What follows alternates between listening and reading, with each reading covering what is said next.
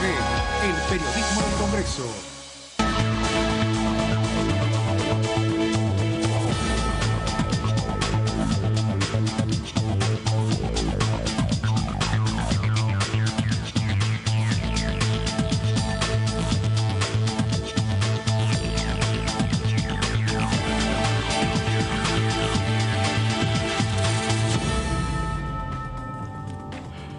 ¿Cómo les va? Buenas tardes, esto es DTV Segunda Edición. Bueno, ayer ambos compañeros, tanto Claudio Mardones como Débora Durieta, estaban anticipando que muy posiblemente en las últimas horas del martes se conociera el listado de temas propuestos por el Ejecutivo para tratar en extraordinarias. Se conoció alrededor de las 18, 19, un poco más tarde, pero bueno, va a ser una cuestión central. Tenemos invitados, tenemos un hombre de la oposición para dentro de un ratito nada más. Primero el señor Claudio Mardones. ¿Alguna sorpresa en la lista, Mardones, o todo previsible? Gran parte todo previsible. Sí. Algunas cuestiones también se esperaban la creación de nuevas universidades, también se esperaba la ley para reglamentar y ordenar el cáñamo industrial, la explotación del cáñamo industrial. Bueno, son 18 proyectos que en gran parte, digamos, las cuestiones no solamente tienen que ver con los proyectos, sino con los proyectos que no están. Entre ellos, el plan plurianual, que ya habían avisado de que no iba a estar. Sí, algunos intentos para poder retomar dictámenes que tenían, que estaban por perder estado parlamentario, como es el caso de la nueva ley de VIH y la nueva ley de resistencia antimicrobiana, una serie de iniciativas que venían de la Comisión de Salud junto con la de presupuesto y que en el medio de la situación del final de año no pudieron llegar al recinto y que implicaban acuerdos entre oficialismo y oposición. Ahora, lo cierto es que otros temas, digamos, no entraron, así como el plurianual no entró, tampoco ha habido definiciones respecto a la ley de humedales también, que lo habíamos compartido en este programa. Efectivamente. Bueno, a ver, Durieta, uno está acostumbrado a que si hay determinado envío del Ejecutivo de algún proyecto para extraordinarias, en otros tiempos los ejecutivos solían tener mayoría, entonces enviaban proyectos, los proyectos se votaban porque tenían número y porque le interesaban al Ejecutivo. Ahora tenés también reclamos, exigencias de la Corte en torno al Consejo de la Magistratura, por ejemplo. Pero el tema es que el oficialismo ahí no está tan cómodo en materia de números. No está tan cómodo. ¿Qué crees que puede pasar ahí, Durieta? No está tan cómodo en materia de números por dos razones. Por un lado, necesita mayoría especial, es decir, en diputados 119 votos, mientras que en el Senado serían 37 votos. Eso por un lado, y no olvidemos que en ninguna de las dos cámaras hoy el oficialismo cuenta con mayoría propia, así que está ajustadísimo de números por un lado. Por otro lado, está muy ajustado con los tiempos, tiene que sancionar, tal cual estableció la Corte Suprema en el fallo, una ley antes de mediados de abril. Claro. Y es nada menos que un tema que tiene que ver con cuestiones judiciales que la oposición, sobre todo Juntos por el Cambio, le desconfía mucho al oficialismo. Entonces, como ayer te comenté medio al pasar, Juntos por el Cambio, la Mesa Nacional definió una estrategia.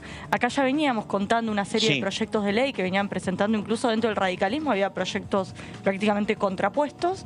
Se optó por redactar un único proyecto que aglutine los diferentes proyectos y propuestas que hay por parte de diputados y senadores de Juntos por el Cambio. Así que ya definieron que van a ir todos juntos y se van a encolumnar detrás de esa iniciativa. Así que el Frente de Todos va a tener que negociar, ceder de alguna manera para poder darle el visto bueno a la iniciativa. Por otro lado, otro tema, hablando de mayorías y demás, el gran ausente también fue la ley de hidrocarburos. Exactamente. Un tema que, bueno, ya veníamos hablando aquí en DTV, que si bien el Ejecutivo, el propio secretario de Energía, Darío Martínez, fue al Senado, expuso y defendió la iniciativa que decía que contaba con el visto bueno de Cristina Kirchner y de Alberto Fernández, lo cierto es que es una iniciativa que no cuenta ni con el apoyo de propios, ni gobernadores, empresas y sindicatos, por lo que ya es más que una señal que haya quedado fuera del temario de extraordinarias. Bueno, muy bien. Y para prestarle atención ahora a la visita, estamos con Alejandro Topo Rodríguez. ¿Cómo le va, diputado? ¿Qué dice? Muy bien, lo veo con un look nuevo, lo veo, diputado. Sí, ¿no? De verano. Ojalá yo pudiera hacer lo mismo. ¿Viste? Los calores, claro. Bueno, el Topo Rodríguez es el titular de un interbloque clave en materia de número, porque hay mucha paridad entre Juntos por el Cambio y el Frente de Todos. El Topo encabeza un bloque de 8, donde hay cordobeses, bonaerenses y rosarinos, si no me equivoco. Primera pregunta, de todo esto, digo, cuando vio los 18, no sé si lo ha consultado con el bloque, pero a priori, ¿comparte, le parecen positivos algunos de los proyectos? Algunos sí, otros no. ¿Cómo vio? el listado? En principio corresponde ser respetuoso institucionalmente. Es bien claro que quien fija el temario y la decisión de convocar a sesiones extraordinarias es el Poder Ejecutivo Nacional. Desde ese punto de partida del respeto institucional, sí, con mucho respeto y con humildad, yo quiero marcar que allí está faltando una visión estratégica, es lo que a mí humildemente me parece. Especialmente porque, si bien ustedes han comentado aquí que es cierto que falta y brilla por su ausencia el plan económico plurianual, es un proyecto que el presidente de la Nación, me imagino que impulsado por el propio ministro de Economía, anunció hace ya muchos meses que se iba a presentar la primera semana de diciembre del año pasado. Sí. Entonces, la ausencia de ese proyecto hace mucho ruido, porque no le permite al conjunto de la agenda de extraordinarias estar enmarcado en una visión estratégica. Entonces, primer punto que me llama la atención es ese, la ausencia del plan económico ¿Tendrá que ver, plurianual. ¿Tendrá que ver con el tema de que estamos en horas clave, pero que no hay definición con la cuestión del fondo? No, mire, eso yo no le puedo decir porque lo que no sabemos es qué está haciendo el gobierno con el Fondo Monetario Internacional. Y yo sería muy irresponsable si opinase en esa materia en la medida en que el Poder Ejecutivo Nacional ha decidido no darnos ningún tipo de información. Ustedes saben que el gobierno ha decidido no dialogar con el Congreso respecto de este tema. Por lo tanto, no puedo hacer una especulación. Sí le digo un dato.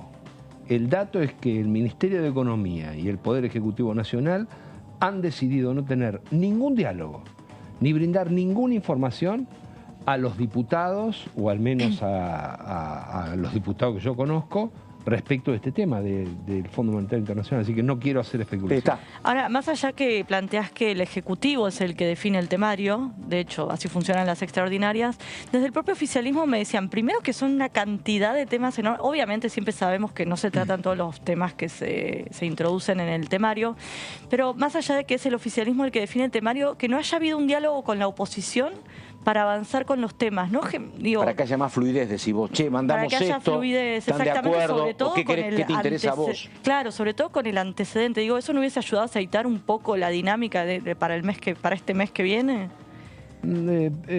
Es una opción. Yo me mantengo en el criterio que he planteado. Soy respetuoso de los temas que ha decidido fijar el Poder Ejecutivo y esas son las reglas del juego. Nosotros, a partir del 1 de marzo, tenemos otras reglas del juego en términos institucionales. Ahora, sí quiero destacar que en ese temario está incluido un proyecto que para nosotros es muy importante, cuya autora es la diputada nacional Graciela Camaño, que es la creación de un área marina protegida, Agujero Azul. Y también hay otros proyectos que tienen su relevancia, algunos porque son necesarios. El caso que ustedes han comentado de la ley del nuevo Consejo de la Magistratura que surge por iniciativa de la propia Corte Suprema. En segundo lugar, veo que hay temas vinculados con el régimen de cannabis, la producción de cáñamo industrial, la cuestión de actualizar normativas vinculadas con el VIH, son todos temas importantes. Ahora, fuera del análisis puntual y específico de cada uno de los proyectos, tengo la impresión de que no hay prioridades, porque es raro que un Poder Ejecutivo tenga 18 prioridades.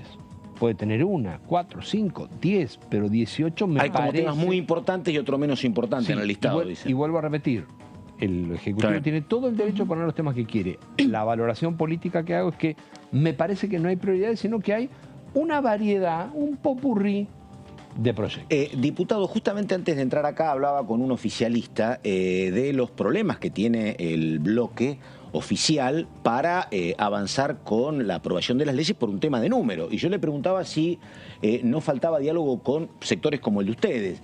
Y particularmente me decían, mire, hemos hablado mucho por el tema del proyecto de agrobioindustria. Y la verdad que hicimos un montón, no de concesiones, pero sí escuchamos un montón de reclamos y pese a todo no conseguimos el aval todavía de ese bloque para el tema de agrobioindustria, que también está, digo. ¿Es así eso? ¿O se puede seguir hablando? ¿Eso ya está en el proyecto de Julián Domínguez sobre un proyecto de multiplicar exportaciones y demás?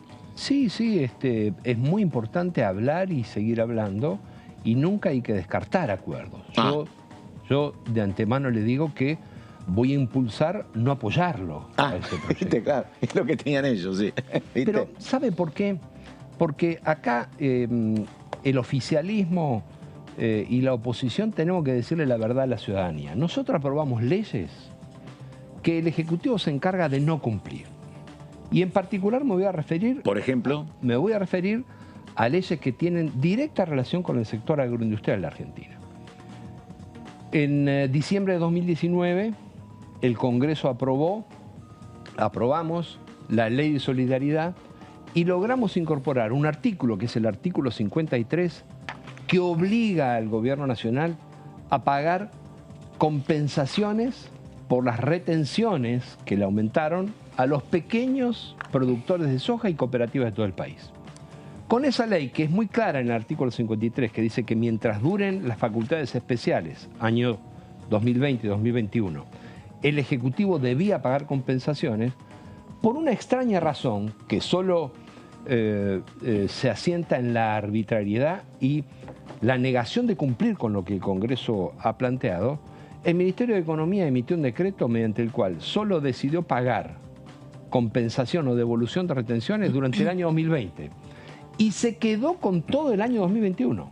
Se quedó con aproximadamente 12.000 millones de pesos que son de los pequeños productores de soja y de las cooperativas. Por lo tanto, no hay que perder tiempo en aprobar incentivos fiscales o desgravaciones tributarias, o como en este caso, instrumentos interesantes como la amortización acelerada, la devolución anticipada del IVA, si después el Ministerio de Economía va a emitir un decreto mediante el cual anula lo que aprobó el Congreso, cosa que es, además de ilegítimo, totalmente ilegal. Por lo tanto, yo hoy creo que no hay que aprobar nada si no hay un compromiso explícito de que el Ministerio de Economía va a cumplir efectivamente con lo que aprueba el Congreso. O sea, el asunto o su rechazo no sería al texto de la ley, sino a las políticas que llevó el Ejecutivo en materia agroindustrial. No son las políticas, sino una cosa más sencilla y más elemental.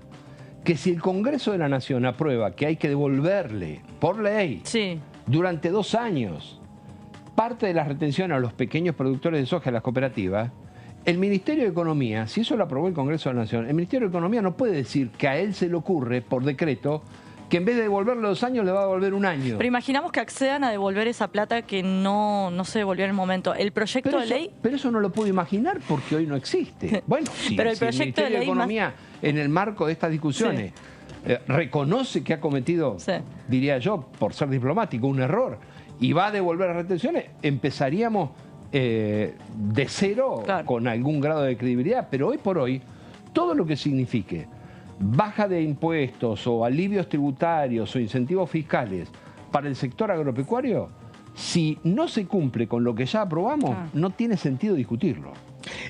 Diputado, lo escucho. Usted dijo, algunos proyectos se pueden rescatar, podemos apoyar. Taxativamente dice que no al de agroindustria. Digo, lo que uno puede decir como título es que el bloque que usted encabeza iría paso a paso, viendo proyecto por proyecto qué posición toma, no en blocado. No es que negamos todo o apoyamos todo. Irían proyecto por proyecto a ver qué es lo que pasa. Sí, y así hemos actuado en estos 2 años y lo vamos a seguir haciendo caso a caso y también viendo efectivamente cuáles de esos 18 proyectos que son los tentativos efectivamente forman parte de la agenda de cada una de las eventuales sesiones que tengamos durante el periodo del 1 al 28 de febrero. Y tema Fondo Monetario Internacional. Se había hablado en un momento de que se iba a venir el ministro de Economía aquí al Congreso a reunirse con los jefes de bloque. ¿Tuvieron novedades en ese sentido? En este tema, un sector importante de la política y también un sector importante del periodismo se ha engolosinado con naturalizar la idea de que hay un sector del Congreso, algunos diputados, que merecen tener información y reuniones con el Poder Ejecutivo y otros que no lo tenemos. Eso es grave desde el punto de vista institucional y desde el punto de vista democrático, porque siendo nosotros un bloque menor que otros, tenemos el mismo derecho de acceder al mismo tiempo a la misma información. Por lo que nosotros hemos conocido públicamente, hubo un acuerdo entre el Poder Ejecutivo, no el Congreso, entre el Poder Ejecutivo y algunos legisladores de Cambiemos, de tener una reunión que después, no sé por qué motivo, no la habrán tenido. A nosotros nunca nadie nos convocó y sí vimos de manera permanente una decisión comunicada públicamente de que nosotros formamos parte de algo así como una especie de resaca que tendríamos derecho a enterarnos después que otros. Sí. Al respecto, para ser bien claro, no hay ningún diálogo ni ninguna información que el Poder Ejecutivo haya puesto a disposición de nosotros respecto de cómo marcha la negociación con el Fondo Monetario Internacional. Por lo tanto, lo que esperamos es que en algún momento, si viene el ministro mucho mejor, pero por lo menos nos llegue algún proyecto o borrador de proyectos de ley, y lo vamos a analizar con mucho detalle. Le adelanto que no le vamos a dar ningún cheque en blanco al gobierno para negociar con el Fondo Monetario Internacional y lo vamos a analizar con estricto y con sumo detalle. Muy bien, queda un tema pendiente, o varios, con el diputado, con el Topo Rodríguez. Uno es el tema Consejo de la Magistratura, ¿no? Donde hay tiempos que corren, como decía Débora, donde, si no me equivoco, en algún momento dijo Graciela Camaño, integrante de este bloque, que ella no estaba de acuerdo con esto de que el presidente de la Corte sea el titular de la Corte y el titular del Consejo de la Magistratura, como sí plantea algún proyecto opositor, pero eso lo tratamos con el Topo Rodríguez en un minuto antes, lo que dice el radical formoseño Fernando Carvajal, que es el autor de un proyecto de un Consejo de la Magistratura chico que dice mi amiga Débora Durieta que no va a funcionar en la interna de Juntos por el Cambio. A ver. Los miembros del Consejo de la Magistratura tienen que ser de dedicación exclusiva. Es materialmente imposible ser diputado en ejercicio y ser también miembro del Consejo. Y esto también es uno de los argumentos más sólidos y más fuertes para postular de que la Corte Suprema no puede estar representada. A ver, honestamente me parece que si nosotros decimos que una misma persona va a ser presidente de la Corte Suprema de Justicia de la Nación, con todo lo que esto implica, presidente del Consejo de la Magistratura, mientras tanto sigue siendo juez que interviene en las causas en trámite, y a su vez va a ser, en su carácter de presidente del Consejo de la Magistratura, el jefe de la administración del Poder Judicial, la verdad es que estamos faltando a la verdad. Es materialmente imposible que una sola persona cumpla todas estas funciones. Entonces, me parece que se impone hacer una lectura crítica de cómo ha funcionado el Consejo y entender que si seguimos discutiendo sobre las mismas bases que lo hemos hecho durante estos años, vamos a llevar al mismo fracaso que ha tenido el Consejo de la Magistratura, que se ha mostrado impotente para cumplir con el rol esencial que le dio la Constitución del 94, que es elegir jueces en plazos razonables. Entonces, si no discutimos esto, seguimos discutiendo esta pelea entre los poderes, a ver quién tiene el pedacito más grande, me parece que vamos a generar una nueva frustración. Por eso es que mi proyecto apunta a rediscutir en serio, partiendo de la base que la Constitución del 94 no dice en ningún lugar cuál debe ser la conformación de este Consejo.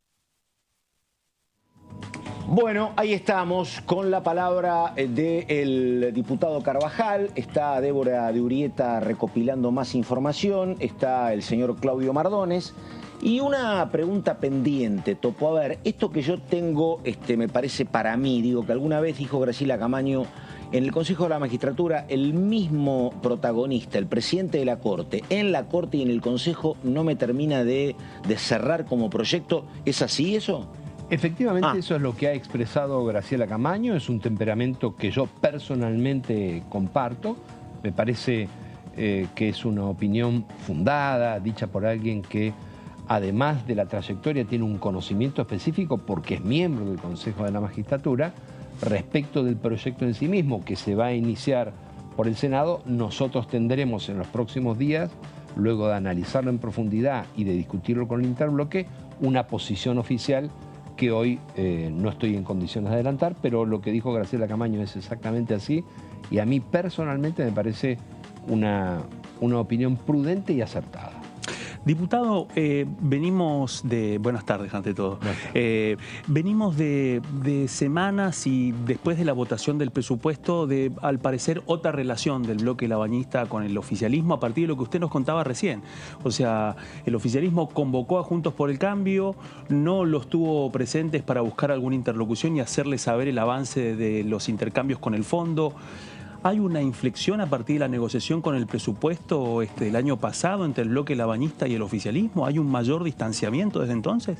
Bueno, en nuestro interbloque participan y forman parte activa el bloque socialista, el bloque del peronismo Cordobés. de Córdoba, de Córdoba Federal, y dentro de Identidad Bonaerense hay compañeros con larga trayectoria en el peronismo y de mucha valía, como Graciela Camaño, Florencio Randazzo, y también estamos los que adherimos a las posiciones históricas que ha tenido Roberto Labaña. Es decir, somos un mosaico bastante interesante. Y le diría que nos hemos mantenido durante todo este tiempo con una conducta que ha sido siempre estar abierto al diálogo. No ha cambiado demasiado respecto de lo que pasaba en diciembre, pero nuestras puertas al diálogo están abiertas porque queremos y porque es una obligación en nuestro rol de legislador estar siempre abiertos al diálogo con quienes tienen las iniciativas, con quienes teniendo iniciativas que nosotros no compartimos podemos enriquecerla, o con quienes están dispuestos también a escuchar nuestras críticas si es que no vamos a acompañar proyectos. Así que puertas abiertas al diálogo con todos los sectores están permanentemente. Una pregunta para el Topo Rodríguez, politólogo, porque el Topo Rodríguez es politólogo, fue ministro de Asuntos Agrarios en la provincia, al margen, o casi olvidándose 5 minutos de que es diputado. ¿Cómo define esta situación donde, bueno, el gobierno está como complicado en los últimos días en el tema financiero, complicado con la reserva del Banco Central, en una negociación que no termina con el Fondo Monetario y con muchísima paridad a nivel parlamentario que no le permite decidir per se? ¿Cómo define la situación y el momento el politólogo Rodríguez? Mire, Carlos, Claudio, sí. ¿Ustedes recuerdan el momento dramático que vivió Argentina a principios del año 2002, desde el punto de vista institucional, social, económico, y la debilidad que tenía ese gobierno? Era el gobierno de Duhalde. Era un presidente Duhalde que asumía ese rol sin haber tenido la posibilidad de ser elegido, votado por la ciudadanía, y no tenía mayorías parlamentarias. Y sin embargo hubo un estilo, una decisión de búsqueda de acuerdos, que no es el cuentito del consenso para todos, sino de acuerdo sobre una agenda específica a tratar. A mí me parece que falta un poco más de humildad en el oficialismo para buscar esos consensos y un poco menos de soberbia de parte de aquellos que hace apenas 2 años dejaron la Argentina en cesación de pagos y hoy quieren dar clase de economía, de política y de sociedad al resto de la sociedad argentina. Así que me parece que si se encuentran los modos de ir articulando esas dos dimensiones, es posible y es necesario, pero hay una cosa que el diálogo no puede resolver, que es la atomización del oficialismo. Eso es algo que se tiene que resolver dentro de la propia coalición gobernante. Y tiene lo suyo la oposición, digo, porque usted hablaba del 2002, digo, no es que estaban de un lado Alfonsín y de otro lado Duhalde, ¿no? Digo, porque también es cierto lo del oficialismo y es cierto lo de con quién hablo de la oposición también, ¿no? Es otra parte del problema, ¿no? Correcto. Ahora, sí, además de con quién hablo, es de qué hablo. Claro. Entonces, no se puede seguir operando sobre la base de anuncios que no se cumplen. Si el presidente de la Nación, impulsado por el ministro de Economía, dice, promete, adelanta, compromete que a principios de diciembre vamos a estar discutiendo un plan económico plurianual, hay que traerlo. Y si no está completo, hay que empezar a discutirlo. Simplemente eso. Diputado, recién hablaba de 2002, ¿no? Bueno, en aquel momento, 2002, 2003, 2004... hubo una figura que tuvo una gran centralidad, que fue en su momento el ministro de Economía, Roberto Labaña. Usted nos contaba, algo que ya sabemos, que precisamente usted se referencia, uno de sus referentes es Roberto Labaña, y usted es una de las pocas personas que habla con él.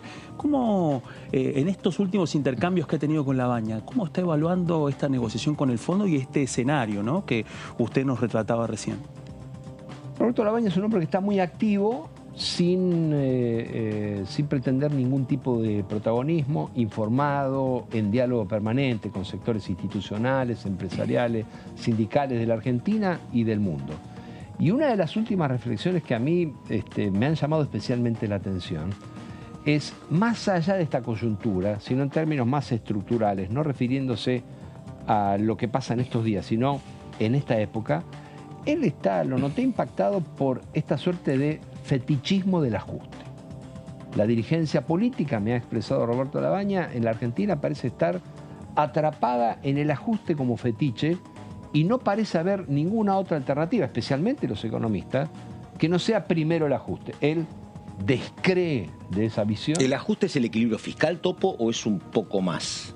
Es comenzar la recuperación o pretender comenzar la recuperación. Primero ajustando. Primero ajustando. El ajuste, ustedes lo saben muy bien, es o baja de gastos o aumento de impuestos, o ambas cosas a la vez. Ellos te dicen que esa es la condición sine qua non, los que te dicen eso, para que baje la inflación, ¿no? Es la explicación que te dan centralmente. Bueno, no sé si están así, pero bueno. Yo soy respetuoso. Para que baje la inflación tiene que aumentar la inversión, tiene que haber una política de precios razonable, una política de defensa de la competencia, más prudencia en lo que significa el manejo de la inversión o del gasto público, y también más moderada la política monetaria en el sentido de la emisión. Es decir, es un conjunto de factores que se van abordando en el mediano y largo plazo. Ahora, esta visión de primero el ajuste parece estar atravesando todos los segmentos o sectores políticos. Hay economistas de centro, economistas más liberales o de derecha, economistas más progresistas que caen en primero el ajuste. La verdad que esa visión no es la que va a permitir salir de la Argentina, es la que históricamente, como viene planteando Roberto Labaña, termina en los acuerdos con el Fondo Monetario Internacional, que después no se cumplen porque la realidad indica que son incumplibles. Ahora, entre esa visión y el decidir no hacer nada de estos 2 últimos años del gobierno nacional en la cartera económica, me parece que hay otras alternativas que deberían seguir avanzando. ¿Y cuáles le parece que tendrían que ser? ¿Sabe por qué se lo pregunto? Porque, bueno, incluso cuando el ministro Guzmán hizo su exposición a los 13 gobernadores del peronismo, bueno, Axel Kicillof en un momento también le planteó sobre la finalización de su exposición que sería el momento de revisar un poco la estrategia que habían llevado adelante en la negociación con el fondo durante estos años. Desde su punto de vista, ¿cuál deberían ser, digamos, las otras alternativas, ¿no? Y sin perder de vista este elemento, ¿no?, que el discurso público esté hegemonizado en este momento por los enfoques respecto al ajuste. Bueno, ¿cómo salir de ese laberinto? Lo primero, lo que debería haber sido. El Gobierno Nacional y el Ministerio de Economía debería haber, inmediatamente después de terminada la negociación con los acreedores privados, haber avanzado mucho más rápidamente en un contexto mucho más favorable, en un acuerdo, en una alternativa con el Fondo Monetario Internacional. Eso no vino. En segundo lugar, a mí me parece que hay que poner sobre la mesa cuál es la estrategia de inversión, la estrategia de combate de la inflación y la estrategia de generación de empleo, para discutir luego cuál es la alternativa que uno le va a proponer al Fondo Monetario Internacional. Eso quizás el gobierno lo sepa, nosotros no lo sabemos porque el gobierno no lo explicita. Por eso reitero, qué importante hubiese sido poder discutir con el Ministerio de Economía o con quien sea del gobierno en el Congreso ese denominado plan económico plurianual. Diputado, una consulta muy pragmática. El gobierno pena a veces por un par de votos para impulsar algunos proyectos. Ustedes son 8 en conjunto. Digo, ¿está la posibilidad de que el bloque de ustedes a veces voten 3 de una manera, 4 de otra? ¿O el tema de la unidad es como una unidad rajatabla, la del bloque de 8 de ustedes? Mire,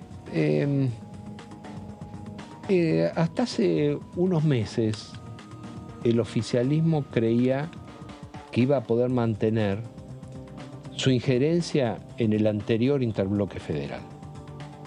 Eso se terminó.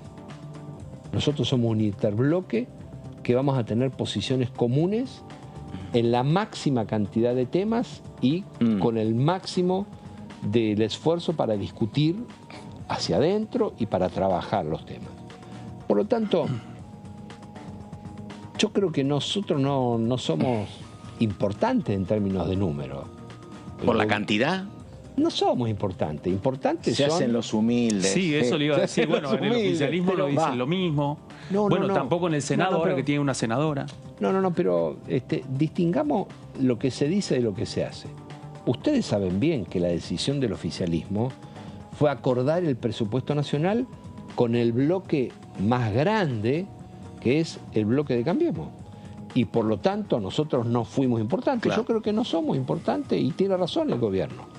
Por lo tanto, vamos a seguir teniendo nosotros una posición asociada a nuestras convicciones con 4 o 5 ejes que son fundamentales.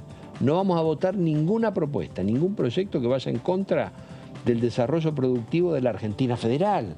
Para nosotros esto es fundamental. En ese marco, a su vez, el desarrollo industrial, el cuidado del medio ambiente y el impulso al complejo agroindustrial y de creación de trabajo es para nosotros fundamental también. Y los temas institucionales, nosotros ya hemos dado muestras de que tenemos que ser muy prudentes. No hemos impulsado lo que en su momento fue la reforma judicial, ni proyectos afines. Es así, han planteado sus reparos al respecto. Ahora, una consultita cortita del estribo con respecto a estas extraordinarias. A partir de lo que usted nos planteaba de poder conocer una agenda de desarrollo creíble del gobierno, ¿no le parece que los proyectos que habían consensuado con el Consejo Económico y Social y que forman parte de este temario de extraordinarias es una posibilidad de abrir esa instancia? ¿Lo lee así o ve que no? Por fuera de la discusión de agrobioindustrial, ¿no? Digamos que ya nos contaba, sus reparos. No estamos nosotros negados a revisar y a trabajar sobre algunos de esos proyectos, pero usted se refiere a algunos específicamente que estuvieron consensuados con el Consejo Económico y Social. Por ejemplo, el caso de la ley de cáñamo industrial, la ley de compre argentino. Sí, pero el Consejo Económico y Social es una cáscara vacía. El Consejo Económico y Social no tiene... Es el que preside Vélez, ¿no? Pero, bueno, que en su momento se pensó que lo presidiera Labaña. Claro. ¿No? Está bien, pero un Consejo Económico y Social que funciona sin el compromiso activo del sector empresarial, del sector científico-tecnológico, del sector laboral, me parece que más bien es un organismo que tiene profesionales que se dedican a la consultoría y tendrán algunos contratos, pero no lo veo, quizá usted tenga más información que yo, pero no lo veo como un generador de consenso y de políticas activas. Pero a su vez, un Consejo Económico y Social que no tiene un marco estratégico de políticas públicas que el gobierno se niega a explicitar, tampoco tiene demasiado sentido. Ahora, volviendo, todos los proyectos que signifiquen mejorar la inversión y la creación de trabajo en el sector privado son proyectos que nos interesan y queremos discutir, por supuesto. El topo Alejandro Rodríguez con muchas definiciones, algunos no contundentes, otras cuestiones para ir viendo en el camino. Titular del Interbloque Federal, un bloque clave por la cantidad de miembros y por la paridad que hay entre Juntos por el Cambio y el Frente de Todos. Diputado, muchas gracias. Gracias a usted. Gracias. Hasta cualquier momento. Bueno, ahora vamos con Eduardo Fernández, cordobés del Frente de Todos, que decía por DTV lo siguiente, por favor. El curso de las negociaciones y la firmeza que ha adoptado el gobierno argentino, que es acompañado, yo creo, por la inmensa mayoría de los argentinos y argentinas, motiva, ¿no? Esta situación en algunos agentes económicos que son los que manejan o terminan manejando el dólar, ¿no? Es decir, que no solamente se refleja en un grado de inquietud en esa cotización, sino que también llama la atención y seguramente la oposición tendría que jugar un rol, en este caso constructivo, otorgando certeza o por lo menos una solidaridad en una negociación, ¿no? Cuando uno escucha que los funcionarios del FMI reconocen en el gobierno argentino avances que significan más trabajo para los argentinos, que significan poner fábricas en funcionamiento, reconocido por todas las entidades empresarias, que era un objetivo principal, la contención del aspecto sanitario con la virulencia que ha tenido esta nueva cepa, son todos datos positivos, más datos sobre la explotación petrolera, gasífera, la perspectiva de nuevos contratos en el plano energético, todas esas notas positivas que reconocen los organismos internacionales de crédito vienen acompañadas con este tironeo en tratar de imponer condiciones que claramente lo explicó el ministro Guzmán a los gobernadores y que derivan en algunas declaraciones donde piden un programa económico sólido y creíble. Y yo cuando veía eso, bueno, que lo diga el fondo está bien, porque sólido para ellos y creíble es que le hagamos caso a esas indicaciones, a esas conocidas vulgarmente recetas que han fracasado reiteradamente. Bueno, estamos con ella, con Débora de Urrieta. De Urrieta, comenzamos por favor con lo que son los 18 proyectos que se van a tratar en extraordinarias. A ver. Que se van a tratar en extraordinarias, como muy ambicioso de tu parte, son 18 proyectos de ley en 19 días hábiles. Claro. Va a haber 4 sesiones, algo así como claro. 4 proyectos y medio por sesión, estamos en los 18. No, hoy hablaba con un oficialista que justamente me planteaba armar como 2 paquetes. Claro. Agruparlas, por un lado, las que tienen que ver con el impulso de distintos sectores industriales y por el otro lado, las que tienen que ver con temas más de salud, universidad y demás, que tendría sentido porque trabajarían las mismas comisiones y demás. Claro. Pero bueno, todavía se está barajando cómo se trabajaría. Esto recién ingresa, no olvidemos, recién ayer el presidente de la Cámara de Diputados, Sergio Massa, le giró a los jefes de bloque todo, bueno, el temario y se empezó... Y después vemos cada punto, ponemos un porcentaje de posibilidades de que eso se apruebe o no. Por ejemplo, el primero parece como más sencillo de aprobar, ¿o no? El consenso fiscal, esto uno imagina que sí, es el consenso fiscal que se firmó en el mes de diciembre por todos los gobernadores, salvo entre ellos Horacio Rodríguez Larreta, La Pampa y la provincia de San Luis, que no habían adherido a los anteriores. Es un proyecto de ley que tiene un único artículo y que justamente habilita a las provincias a aumentar ingresos brutos y a crear el impuesto a la herencia. Uno imagina que sería uno de los que podría altas posibilidades. Con altas posibilidades. Le ponemos un 95. Si ahí querés. Estamos. ¡Epa! Para que diga 95 de Urrieta. Es una jugada audaz. Después, bueno, nada menos que va a arrancar el tratamiento por el Senado, así que uno imagina que hasta podría llegar aquí a diputados después del 1 de marzo.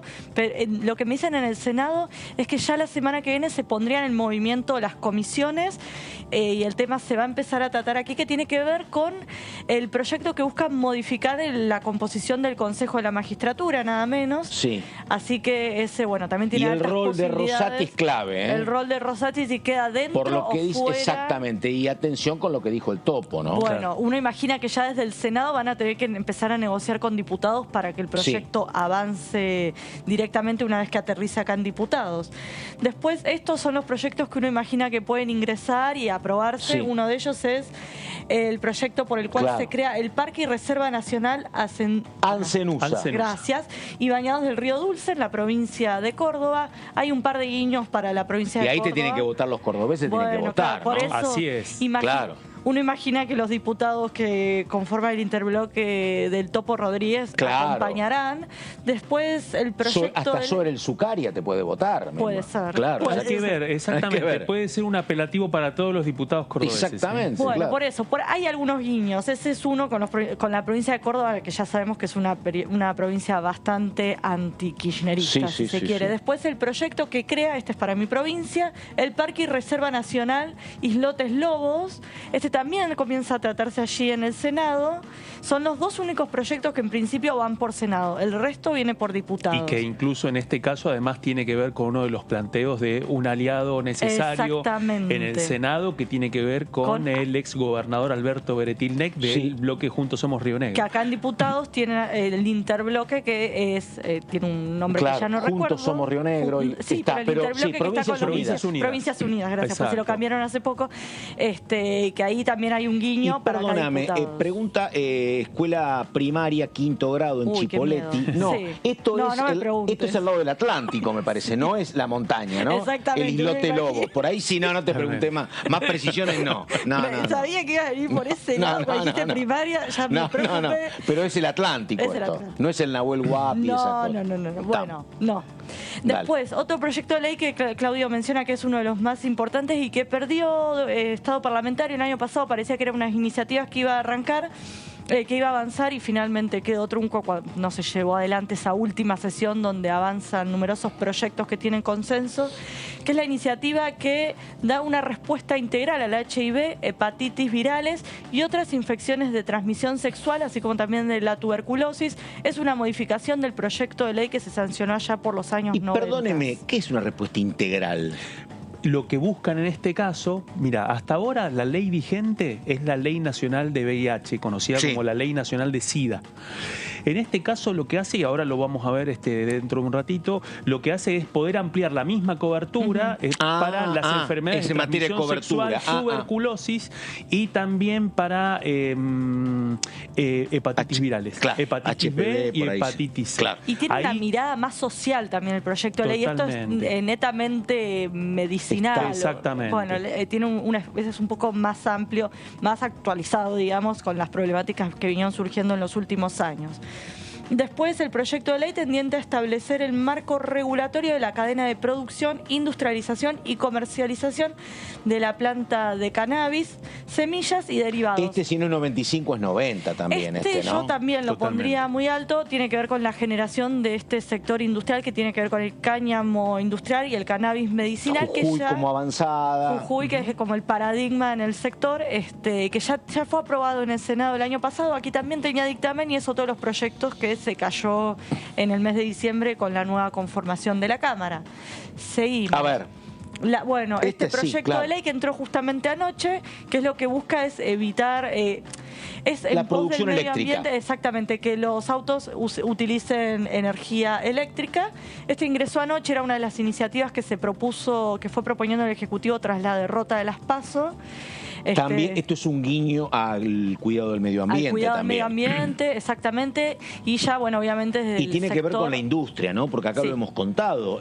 Grandes fábricas del extranjero que están radicadas en la Argentina te han dicho que mañana nomás, en el 2025, la mayoría de su producción va a ser a partir de electromovilidad. Bueno, en este caso aplica para el sector automotor. La idea es que no utilicen más nafta, sino que vayan a los insumos eléctricos.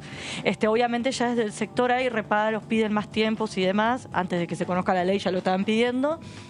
Pero sí es un fuerte guiño a la agenda verde que también busca por el tenés que multiplicar la generación de energía eléctrica, ¿no? Claro. Y además que va de la mano con el otro tema que no entraron extraordinarias, que es la ley de hidrocarburos, ¿no? Que es la otra gran discusión que está en el Senado, que todavía no ha avanzado, que está en un proceso de negociación, porque, digamos, las petroleras consideran de que los beneficios que tiene la iniciativa son insuficientes, o sea que estamos en pleno tironeo, y especialmente de las provincias petroleras también. Y es también un guiño en la agenda verde que no está incluida la ley de humedales. Bueno, por lo menos incluyen Claro. Después el proyecto de ley de promociones en la industria automotriz, autopartista y su cadena de valor. Esta es la que busca generar mayor producción a nivel local. Y una cuota de producción local importante. Exactamente. justamente generar divisas y revertir un poco la balanza comercial. Después, el proyecto de ley tendiente a crear el régimen de fomento del desarrollo agroindustrial federal, inclusivo, sustentable y exportador. Que no voy a apoyar, dijo, que va a fomentar taxativamente. Exactamente. Que El bueno, Topo tiene Rodríguez. una serie de beneficios fiscales para incentivar al sector y aumentar el número de exportaciones, impulsar el sector de la salud y demás. Bueno, es también un proyecto muy ambicioso. Con lo que dijo el Topo, salvo que él dice estamos abiertos a negociar y demás, pero digo, y con lo que nos han dicho nosotros Jorge Varas y Torello, ahí 40%, con optimismo o menos, para el siendo gobierno, muy optimista. ¿no? ¿no? Sí, Claro, con sí. optimismo. Y sí, exactamente, menos, la verdad. Y lo que no. te plantean es que hablan de la exportación y al mismo tiempo te limitan o te cierran exportaciones del sector agro, entonces... Y además esto que plantea... Eso es lo que uno dice, ¿no? A nivel de negociación global. Para el oficialismo, si vos no cerrás con los 8 del Topo Rodríguez o con algunos que él defendió la unidad, Sí. estás listo, me parece, Bueno, ¿no? ellos lo saben. Sí, lo claro. saben, lo tienen muy en claro y es su capital karma. acá en la Cámara de Diputados. Sí. Y se suma un componente que lo hablábamos en el programa de ayer, que tiene que ver cómo se está metiendo la discusión de la sequía y los planteos Y respecto claro. a las ayudas que le Exacto. reclaman al Estado con esta discusión agroindustrial. Algunos consideran de que posiblemente febrero no sea el mejor momento para abrir esa discusión hasta que no se conozca cuál va a ser la respuesta del Tal Estado ante esta Sí, situación. puedes destapar una olla que no Sí. sabe dónde va a terminar. Bueno, después A otra ver. iniciativa que a esta le podemos poner no te digo 100, pero la ubicamos por arriba, que es el proyecto que prorroga los plazos del régimen del incentivo a la construcción. En la Argentina el acceso a la vivienda es este blanqueo que buscaba incentivar la construcción de viviendas, que también Sí, que lo había hemos hablado participado acá. Gerardo Martínez en un momento, ¿no? Es una iniciativa, exactamente, con la UOCRA se prorroga un proyecto de ley que ya se sancionó en el marco de la pandemia y que fue impulsado nada menos que por el presidente de la Cámara de Diputados, Sergio Massa, de la mano del presidente del PRO, Cristian Ritondo. Después el proyecto de ley de promoción de la formación y el desarrollo de la enfermería, uno de los sectores que cobró muchísima visibilidad en el marco de la pandemia. Y está pendiente el proyecto de ley de compra argentino. Mira, nada menos, otro de los proyectos que ingresó en el mes de diciembre, justamente que para que el Estado le dé prioridad sobre todo a las pymes y a las empresas locales a la hora de adquirir insumos, y lo que hace este proyecto de ley es ampliar un poco que, por ejemplo, el PAMI le dé prioridad a la industria local en medicamentos y demás. Entonces, de alguna manera, reactivar la industria local también es una modificación de un proyecto de ley del año 2018 que se amplía un poco. Lo hemos hablado acá, ¿no? Sí, señor. Que uno de los problemas que tenés ahí es que quien le vende al Estado tiene que tener stock, porque a veces son millones, Exacto. y tiene que tener espaldas. Exacto. Porque no cobras rápido. Entonces, bueno, cuando vos lográs la cadena es muy bueno porque vendés mucho volumen. Por eso Y también el Estado te paga. Pero te paga un poco, la inflación es un mal dato, te paga lento, te paga tarde y tenés que tener mucho stock. Nada de lo que compres poco. Exacto. Por eso es un problema para las pymes a veces. Exactamente, sí. Por eso cuando se planteó, ¿se acuerdan cuando fue lo de la compra de los fideos al comienzo de la pandemia? Que decían, lo compra el más caro que precios cuidado. Y sí, no porque te lo voy a pagar a 6 meses. no voy a defender a los empresarios, no tengo idea de quiénes eran, pero lo que te quiero decir es que se sabe que se paga... Y hoy a 6 meses te voy a calcular por lo menos un 25% más. Y la inflación que me calculan es 50%. Por eso, si mal no recuerdo, el proyecto establecía la creación de un fideicomiso para que se pueda acelerar un poco el pago por parte del Estado y achicar el margen entre la compra y el pago. Y otra compra. parte que tiene que ver con el ingreso de los nuevos proveedores, porque si repasamos un poco, los que tienen lo que decías vos, los que tienen espalda pueden estar dentro del circuito de proveedores del Estado. La pregunta es, ¿cuántas son las dificultades que tienen los que quieren transformarse y tienen condiciones competitivas para ser proveedores y no pueden? En situaciones de por falta emergencia financiamiento. estaban los proveedores, eran los mismos proveedores para el gobierno de Cambiemos que para el gobierno del Frente de Todos. Absolutamente. Es que son contratos que vienen desde hace muchísimos años. Son contratos y además son pocas espaldas las que se bancan millones de paquetes de fideos, efectivamente. Exactamente, es así. Después, bueno, el tratamiento de acuerdos, hay que ver esto también. Eso, perdóname, ¿eso que es acuerdos para embajador? No. Y puede ser para jueces y demás. Por eso, acá no se especifica ningún expediente puntual ni nada. Uno imagina que podrían ser jueces, fiscales, lo que fuera. Eso en general si se trata por Senado. Bueno, también menciona transferencia de inmuebles. No recuerdo si quedó alguna en el tintero. No lo especifica en el temario. A veces cuando determinadas propiedades pasan a pertenencia de la provincia. Exactamente, como pasó con el predio La Perla y demás, ese tipo de traspasos quedarían habilitados. Y después este proyecto de ley que crea la Universidad Nacional del Delta, que se asentaría en los partidos de Escobar, Tigre y San Fernando. Bueno, uno imagina que también contaría con amplio acompañamiento, una iniciativa que cuando hubo mucho desarrollo de las universidades del conurbano, justamente esto, que es la zona noreste, no ha tenido universidad propia. Claro. Tenés, lo más cerca que tenés ahí, si no me equivoco, es José Cepaz. Universidad Nacional de José Cepaz, sí. Exactamente. Pero que es más noroeste, si querés, centro-oeste. La zona del noreste no tenías, efectivamente. Claro. Y son 3 municipios muy habitados y poblados, efectivamente. Y la idea es, bueno, acortar un poco, que no tengan que trasladarse a la capital, desconcentrar un poco y demás. ¿Para qué? Teníamos otro proyecto de ley que crea una universidad, en este caso, en Pilar. Así que tenemos 2 proyectos de ley. Estos son también las iniciativas que podrían tratarse juntos con los proyectos de salud y los que tienen que ver con medio ambiente. Después, un proyecto de ley de prevención y control de la resistencia antimicrobiana. También podría ser tratado en ese primer paquete de leyes, y el proyecto de ley por el cual se crea, este es el que mencionábamos antes con Alejandro Topo Rodríguez, que se crea el Área Marina Protegida Bentónica Agujero Azul, que es una iniciativa por la que viene peleando hace mucho tiempo la diputada Graciela Camaño. Se propuso tratar sobre tablas, se les viene prometiendo que se lo iba a tratar. Finalmente es un guiño a este interbloque que se haya introducido el tema en el temario. Impecable. Bueno, en un ratito va a hablar el señor Mardones, que dice, Durieta es el único que conoce esto, de este proyecto sobre resistencia microbiana. Resistencia antimicrobiana. Antimicrobiana. Hoy, se va a ocupar el señor. Hoy vamos con la ley de respuesta integral. Exactamente. Y después explica también esa cuestión. Y lo otro, más datos sobre esto, que siempre es bienvenido, que es lo referido a la creación de la Universidad del Delta, básicamente para los municipios de Escobar, el municipio de Tigre, recordamos, y también el de San Fernando, un proyecto que impulsaba el titular de la Cámara, Sergio Massa. Así que vamos con los detalles en un ratito nada más. Esto es DTV, estamos un rato más, la pausa y ya seguimos en un día con mucha información a partir del listado de proyectos que intentará ahora el Congreso transformar en leyes tras el envío de los mismos por parte del Ejecutivo. Ya venimos.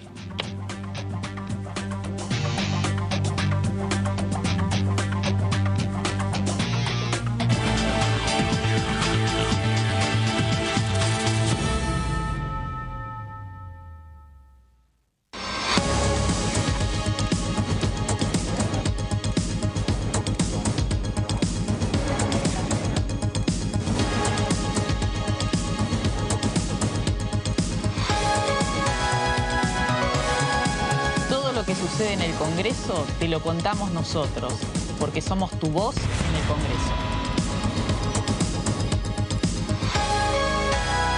DTV, el periodismo del Congreso. Mis viejos no tuvieron una vida fácil y siempre se esforzaron para que yo tenga una vida mejor. Mi sueño es tener una casa y una familia. Y por eso, que hoy tengo mi trabajo, siento que estoy cada vez más cerca de lograrlo. Yo creo que la asignación universal por hijo fue parte de mi vida y de mi camino hasta acá. Soy técnico electrónico y trabajo en la central hidroeléctrica de Cinco Saltos. Asignación universal por hijo, igualando oportunidades. ANSES. Reconstrucción Argentina. Argentina Presidencia.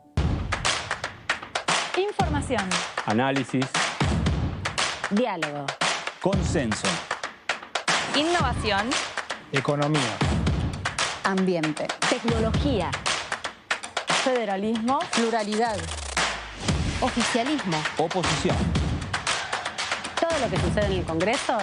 Te lo contamos nosotros. Porque somos tu voz en el Congreso. DTV, el periodismo en el Congreso.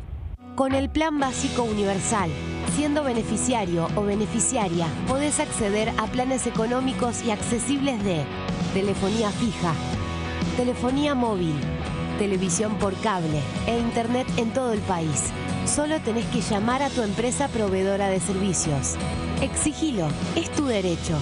Más conectados, más cerca. Conoce más en argentina.gov.ar/Plan Básico Universal.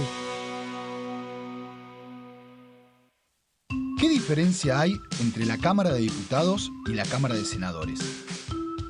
La Cámara de Diputados representa al pueblo de la nación argentina. Esto significa que las provincias más grandes y con mayor cantidad de habitantes tienen muchos más diputados que las provincias más pequeñas. La manera de establecer las cantidades es proporcional. La Cámara de Senadores representa a las provincias. Cada provincia envía 3 senadores al Congreso Nacional. El total de senadores es 72, dado que las provincias argentinas son 24. Este es un número fijo. Por ejemplo, la provincia de Buenos Aires cuenta con 70 diputados nacionales y la provincia de Tierra del Fuego con 5. Pero tanto la provincia de Buenos Aires como la de Tierra del Fuego cuentan con 3 representantes cada una en el Senado de la Nación. Cada 2 años, el Congreso Nacional renueva la mitad de sus diputados y 1/3 de sus senadores nacionales. El mandato de los senadores es de 6 años, mientras que el de los diputados es más breve, dura solamente 4 años.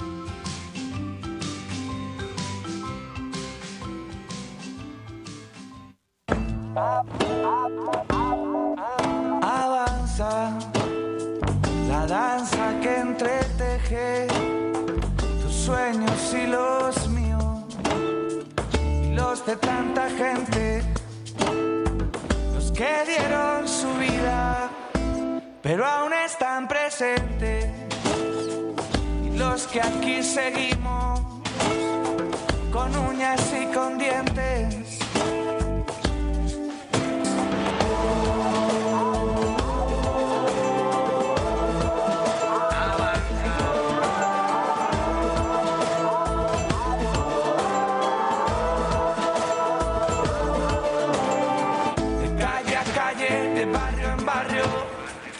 Cuerpo a cuerpo, de plaza en plaza, avanza. Si tú también lo sientes, lo sientes, lo sientes, lo sientes.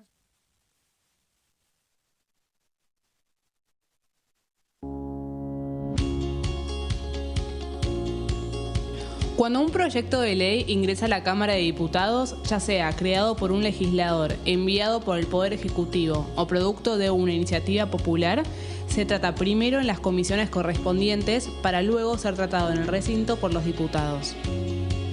Las comisiones son el ámbito de análisis y debate sobre los proyectos de ley conformadas por legisladores de distintos bloques. Hay 23 comisiones especiales que tratan temas específicos como el atentado a la AMIA y 45 permanentes que tratan temas vigentes como educación y salud. Un diputado puede formar parte de varias comisiones. Cada comisión se compone de un presidente, un vicepresidente y de 3 a 5 secretarios. La duración de los miembros de las comisiones permanentes y especiales es de 2 años.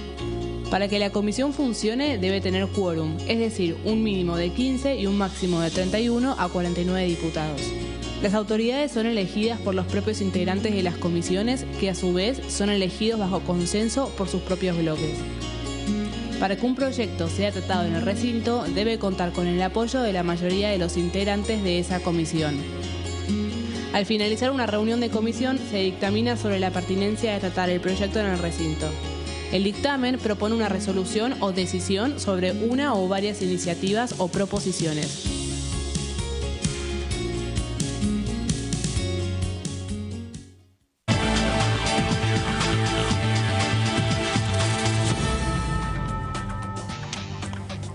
Muy bien, estamos en DTV, ya pasó Alejandro Topo Rodríguez, me parece que dejó por lo menos 2 títulos, su militancia en contra del proyecto de la agrobioindustria, porque hay incumplimientos por parte del Ejecutivo, dijo, en la asistencia a sectores del campo.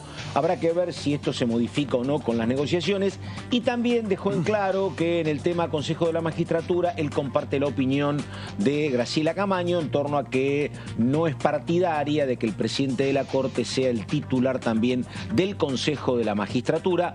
Más títulos que ampliamos en un ratito con Débora Durieta, pero ahora vamos con el señor Claudio Mardones y un dato de lo que también vienen extraordinarias. Mardones, por favor, a ver. Bueno, lo que contaba Débora es precisamente que dentro del listado del temario, mejor dicho, para extraordinarias, está la creación de dos universidades, sí, la Universidad Nacional de Pilar y la Universidad Nacional del Delta. En este caso específico nos vamos a dedicar y focalizar en la Universidad Nacional del Delta. Bueno, es un proyecto impulsado por el titular de la Cámara Baja, Sergio Massa, forma parte dentro del temario de extraordinarias y va a estar orientada en tecnología, ambiente, actividad naval, turismo, y va a contar además con una oferta de carreras con salida laboral rápido, es decir que va a tener una serie de tecnicaturas, que forma parte de las estrategias de llegada de las nuevas universidades públicas cuando carreras son creadas. Mucho más cortas y más específicas. Sí, señor. Y en un plano en donde cuáles son una de las cuestiones por las cuales se crean estas universidades. Están focalizadas por dos temas. Por una parte, poder garantizar lo que tiene que ver con salidas laborales a partir de la formación técnica desde la universidad pública. Pero por otra parte, también profundizar en distintas iniciativas y también con disciplinas que promuevan el desarrollo profesional de los profesionales que ya están en esa zona. Exactamente. Digamos, recordemos que específicamente en esa zona es uno de los lugares en donde hay un déficit respecto a la presencia de la educación superior. Sin embargo, como decías vos, está muy cerca de la Universidad Nacional de José C. Paz. Claro, pero además te digo, uno ve la intención o la orientación de las carreras y tienen mucho que ver con un lugar muy turístico como el Delta, efectivamente. Así es. Turismo, medio ambiente, tecnología, navegación, efectivamente. Sí, señor. Bueno, los puntos en los que va a estar en San Fernando, en Tigre y en Escobar. Es decir, que esa va a ser la zona de influencia de la futura Universidad Nacional del Delta en el caso de que esta iniciativa prospere. Es muy posible que la iniciativa sea girada a las comisiones de Educación y también a la Comisión de Presupuesto y Hacienda. Todavía no están claros cuáles van a ser los destinos, pero como ha sucedido con otras iniciativas que crean universidades públicas, han pasado especialmente por estas dos comisiones dentro de su trámite legislativo. ¿Cómo no? Perfecto. ¿Hay alguna placa más o por ahora no? Ahí estamos, sí. Ahí estamos. Lo que decíamos también, que tiene que ver con su influencia regional. La iniciativa busca también dar respuesta a la formación universitaria de vecinos de Tigre, Escobar y San Fernando, y entre otros puntos de la región también para fortalecer el desarrollo productivo de esa zona de la provincia de Buenos Aires. Esto también tiene que ver con otro de los temas pendientes, que es cómo se profundiza la educación superior vinculada a la productividad en la provincia de Buenos Aires. Lo que decíamos también, que los ejes de las propuestas van a tener que ver con la creación de unidades académicas que van a estar dedicadas a la tecnología, la actividad naval, el turismo y el ambiente. Y en esa línea el proyecto tiene como objeto crear una universidad que sea modelo en innovación con 3 sedes. Las decíamos al principio: Escobar, Tigre y San Fernando. Bueno, perfecto. Estábamos hace un rato con Débora Durieta estimando las posibilidades de que algún proyecto se convierta o no en ley. Era muy contundente en algunos. Consenso fiscal, decía Débora, 95%. Esto se estima, Mardones, que también los proyectos vinculados con la creación de las universidades parecería que van a encontrar un respaldo de manera medianamente sencilla. No creo que estén estos tratamientos con estos proyectos vinculados a la cuestión de la grieta. Pero justamente esto, que es específicamente para 3 municipios, Escobar, Tigre y San Fernando, habla una diputada de San Fernando, la diputada Aparicio.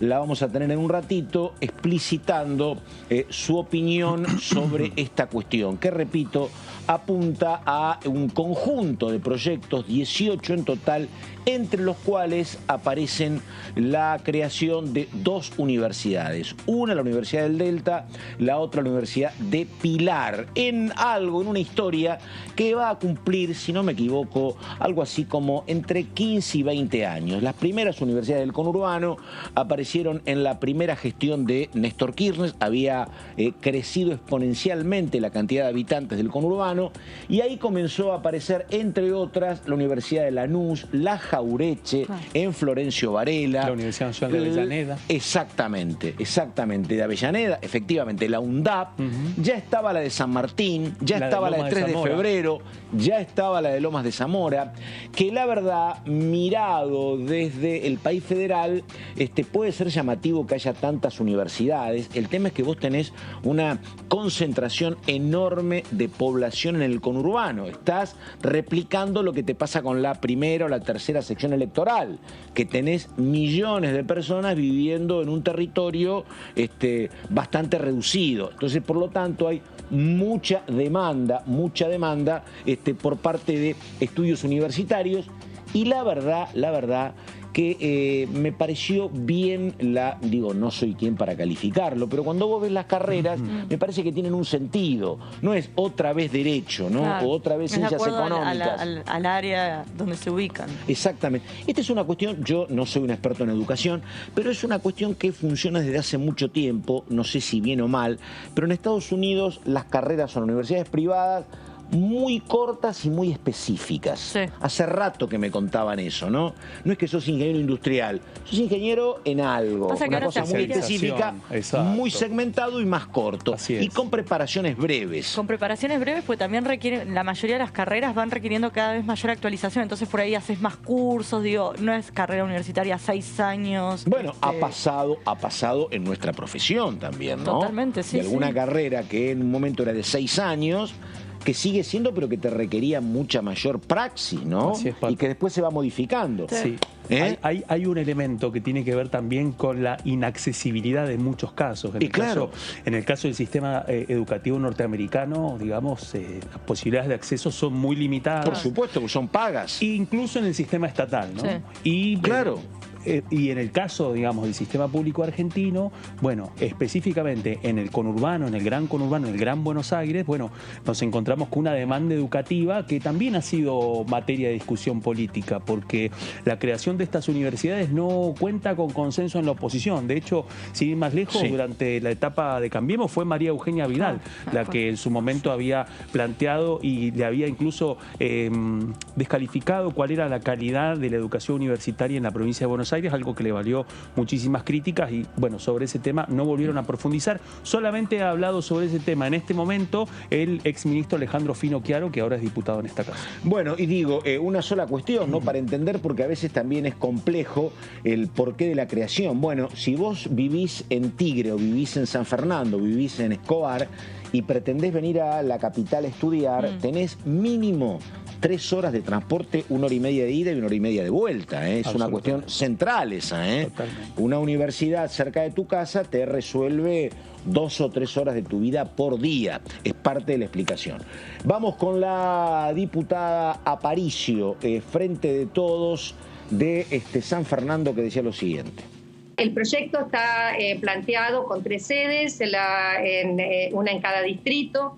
Esto a nosotros, por ejemplo, que tenemos la zona segunda y tercera sección de isla, los chicos que vienen de allí generalmente les cuesta mucho, tienen que tener un poder adquisitivo alto para que sus papás puedan, tienen que venir a vivir a territorio, viajar a la capital o viajar a otros distritos, tenerlos cerca. Es un gran avance para que muchos de los chicos que estudian, nosotros tenemos escuela secundaria en la isla, puedan desarrollarse desde el punto de vista educativo y desde el punto de vista para sus posibilidades de trabajo.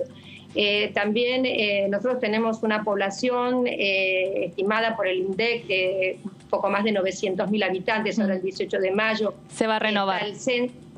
Vamos a ver cuántos somos realmente, pero tenemos más de 73.000 chicos en nivel secundario, con lo cual, si según las estadísticas universitarias el 80% elige las universidades estatales, bueno, tenemos una buena cantidad de demanda y posibles alumnos. Además, la zona se ha desarrollado mucho desde el punto de vista de la inversión que han hecho los 3 distritos en salud.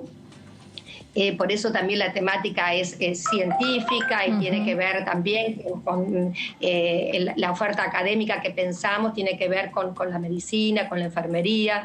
Y se han creado hospitales municipales durante estos últimos 15 años.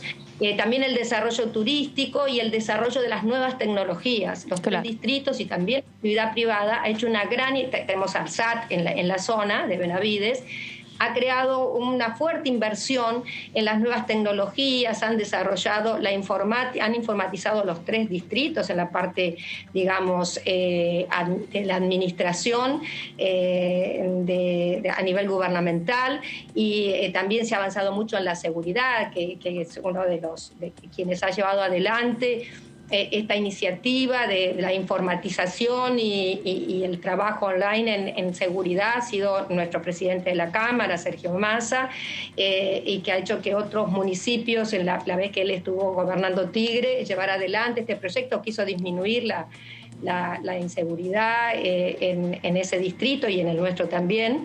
De alguna manera llevamos adelante ese proyecto que ha dado resultados. Así que los 3 distritos han hecho una inversión muy grande y no tenemos cantidad de oferta de trabajo para ese tipo de rubros. O sea que necesitamos nutrirse. Todo el desarrollo.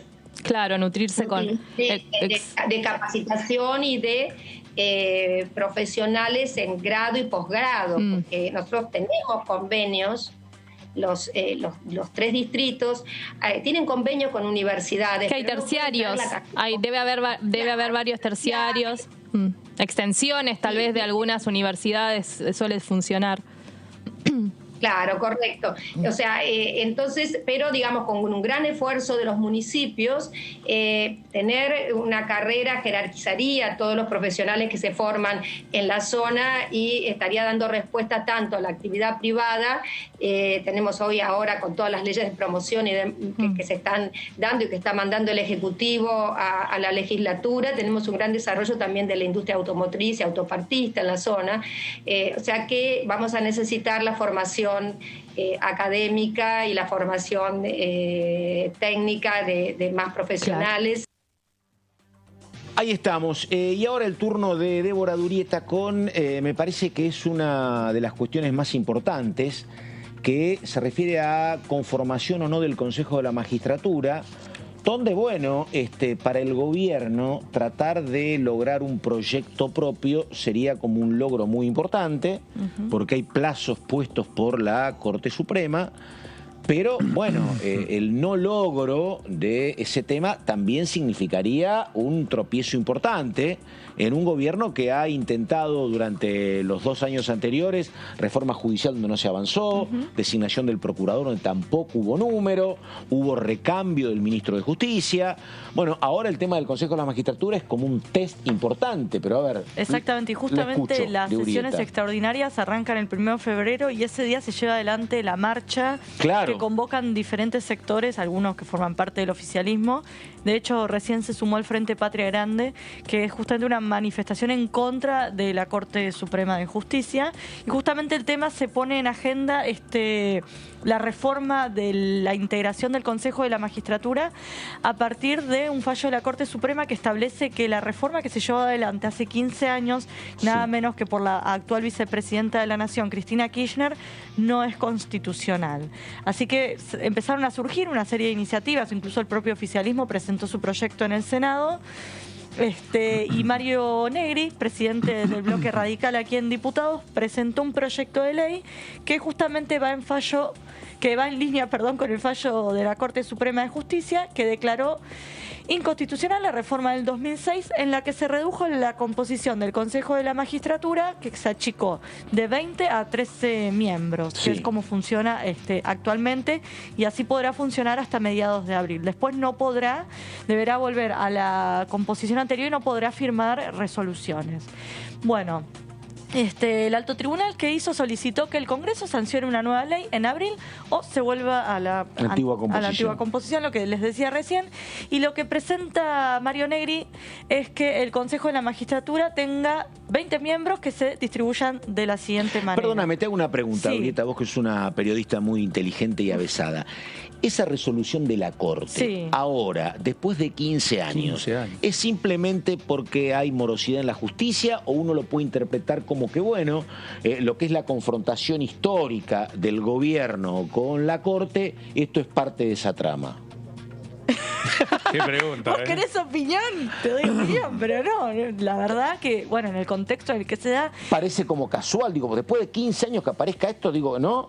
Y las relaciones entre el gobierno y la Corte Suprema, no olvidemos, el propio ministro de Justicia hace unos días, Martín Soria, se reunió con la Corte Suprema, tuvo un encuentro Eso martes 7, como cuando a Macri le dijeron tenés que pagar una deuda judicial a Córdoba. Bueno, ¿y eso cuándo fue? Fue 2 días después de las elecciones que ganó Macri. Bueno. Claro. Fue 2 días después. Por eso digo, ¿no? Bueno, nunca es ingenuo. No, yo pensé que era casualidad. Te lo me imagino que pensaste eso. Es que pero bueno, daba para pensar eso. Daba para pensar eso después de 15 años. Justo ahora que y dijeron, mira lo que hay. Justo venía ese en el orden de prioridades.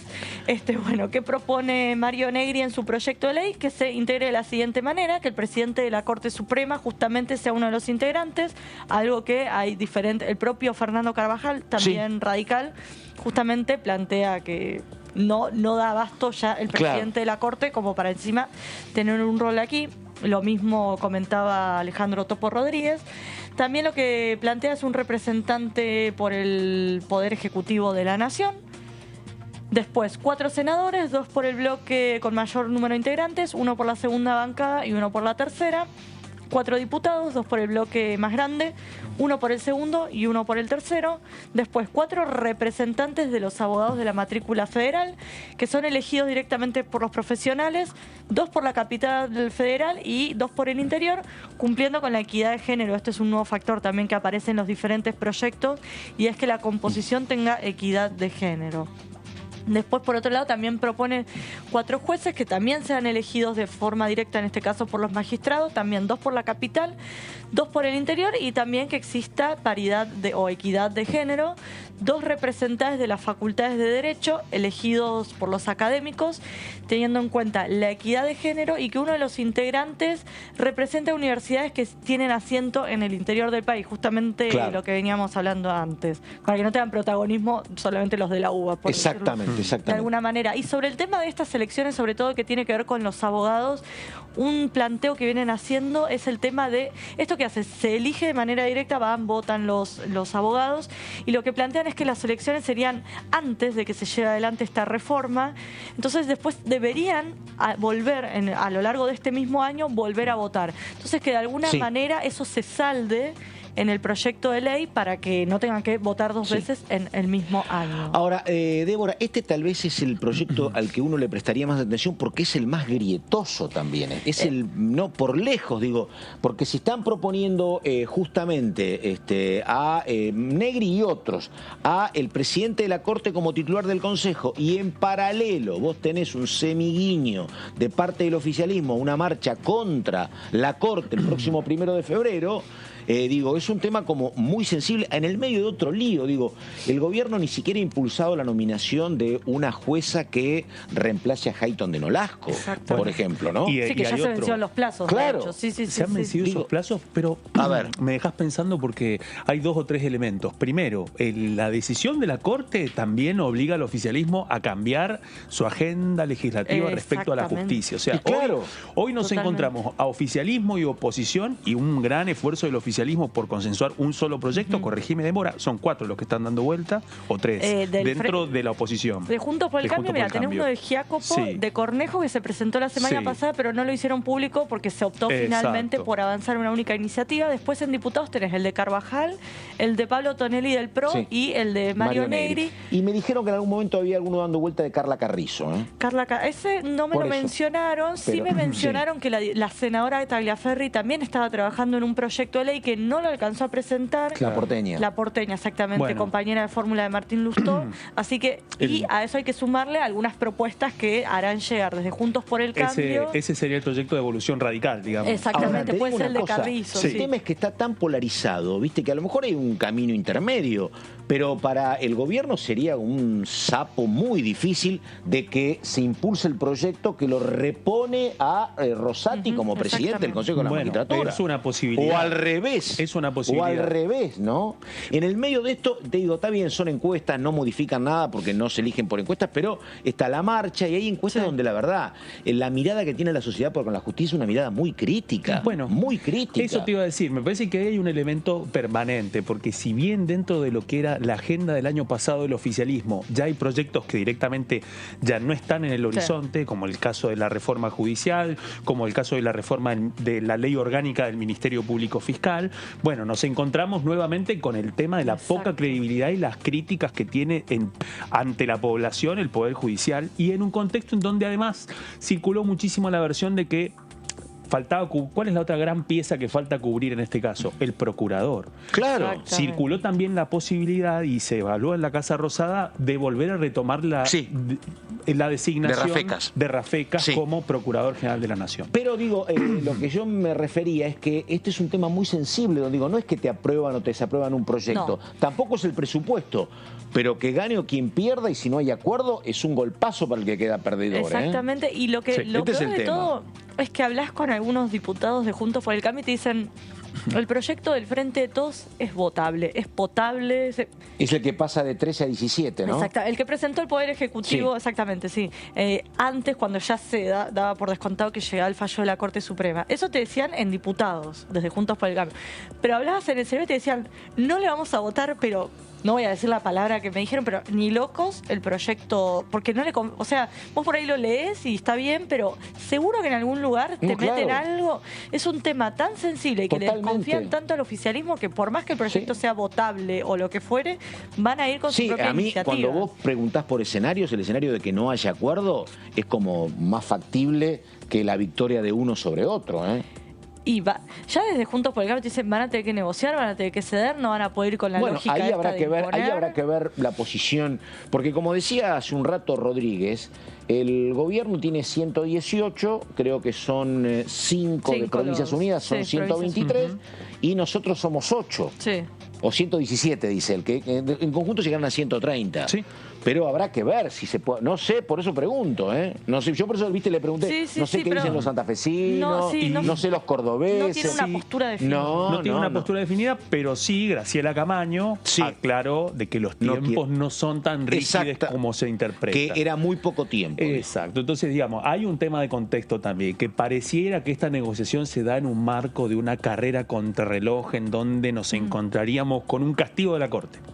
Bueno, parece que eso no sucedería este año. Un castigo de la Corte. Exactamente, un castigo de la Corte ante la demora del Poder Legislativo para cumplir con esto. Como es muy difícil. Está tranquila la cuestión económica, como está todo resuelto lo del fondo, vos podés... No podemos es muy abocar difícil. a esto. Por eso digo, o sea, digo en términos de lo que parece que van a ser límites tan estrechos, parece que no van a ser así tampoco. El tema es que estamos hablando del organismo que nombra y remueve jueces. Claro. En una justicia, como comentabas antes, está tan desprestigiada que de alguna manera queda inhabilitado, pues no puede firmar resoluciones. Justamente el organismo que tiene que controlar a los jueces, más allá de que no va a haber un reto de la Corte Suprema, digo, es el mensaje que se da. No, claro. Igual ahí hay una sociedad, incomodidad para la Corte también, ¿no? ¿Cómo? Porque hay una incomodidad para la Corte porque 3 lustros, 15 años para esta decisión. Es que sí. Ahora, ahí la palabra es, viste que cuando te dicen que a lo mejor hay arrears, una situación de arrears en el Fondo Monetario, que bueno, ni default, ni acuerdo. Bueno, mirá si pasa algo parecido. En la justicia, claro. Así. Capaz que algo así en un limbo. La vida es patear para adelante. Y no lo sabrá la Corte eso, además, ¿no? Bueno, vamos justamente con Lucas Godoy, un hombre del oficialismo Frente de Todos de Salta, que decía lo siguiente. Hablando de inundaciones, hablando de aludes, hablando de estos cambios climáticos, calentamiento global y otro tipo de pérdida de biodiversidad y otro tipo de perjuicios que provocan los desmontes, bueno, básicamente en su momento presentó un proyecto para que sea tipificado como un delito el desmonte ilegal.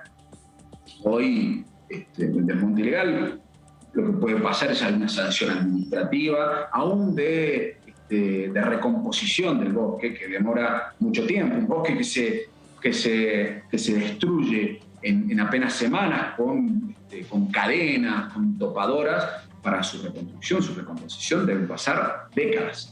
Y sanciones administrativas y pecuniarias no han cumplido el objetivo de evitar los desmontes ilegales. Estoy hablando sí de desmontes ilegales, no estoy hablando en paralizar un desarrollo productivo bajo ningún punto de vista. Estoy hablando de desmontes ilegales, que lo son por su propia definición, ilegales, no están aprobados. Y esto sucede, quien más ha sufrido este tipo de actividades ilegales es lo que se conoce como el monte chaqueño, que brinda mayores servicios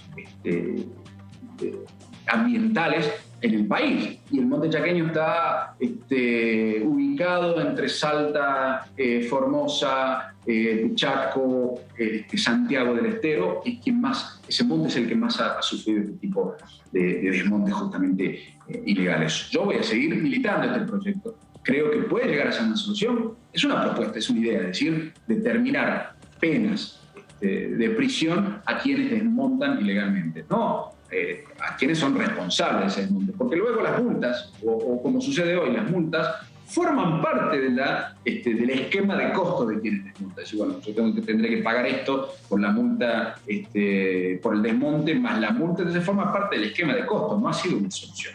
La ley de bosques ha venido, todavía que falta cumplir, porque muchas provincias no han terminado esos procesos de relevamiento. Salta es una de ellas, pero en la mayoría de las provincias no han terminado. Además debe haber un relevamiento constante porque van cambiando las condiciones.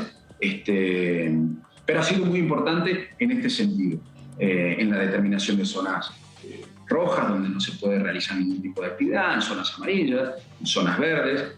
Y en definitiva me parece que se han continuado con los desmontes, el corrimiento de la frontera agrícola, y lo que tenemos que buscar son mecanismos de solución distintos a los que venimos implementando. Creo yo que la determinación de un delito, de penas de prisión a quienes desmonten ilegalmente, puede llegar a ser una solución ante este tipo de perjuicio que se le está provocando, no solamente a quienes viven en las distintas zonas, en estas zonas rurales, sino a la comunidad en su conjunto. Muy bien, y ahora estamos con el señor Claudio Mardones. ¿De qué hablamos, Mardones, por favor? Bueno, uno de los puntos que habíamos desarrollado hoy en el programa tenía que ver con que uno de los 18 puntos del temario extraordinarias es la nueva ley de VIH. Esto, en primer lugar, tiene que ver con un dato importante, que hay una serie de iniciativas que ya tenían en diciembre dictamen para poder llegar al recinto.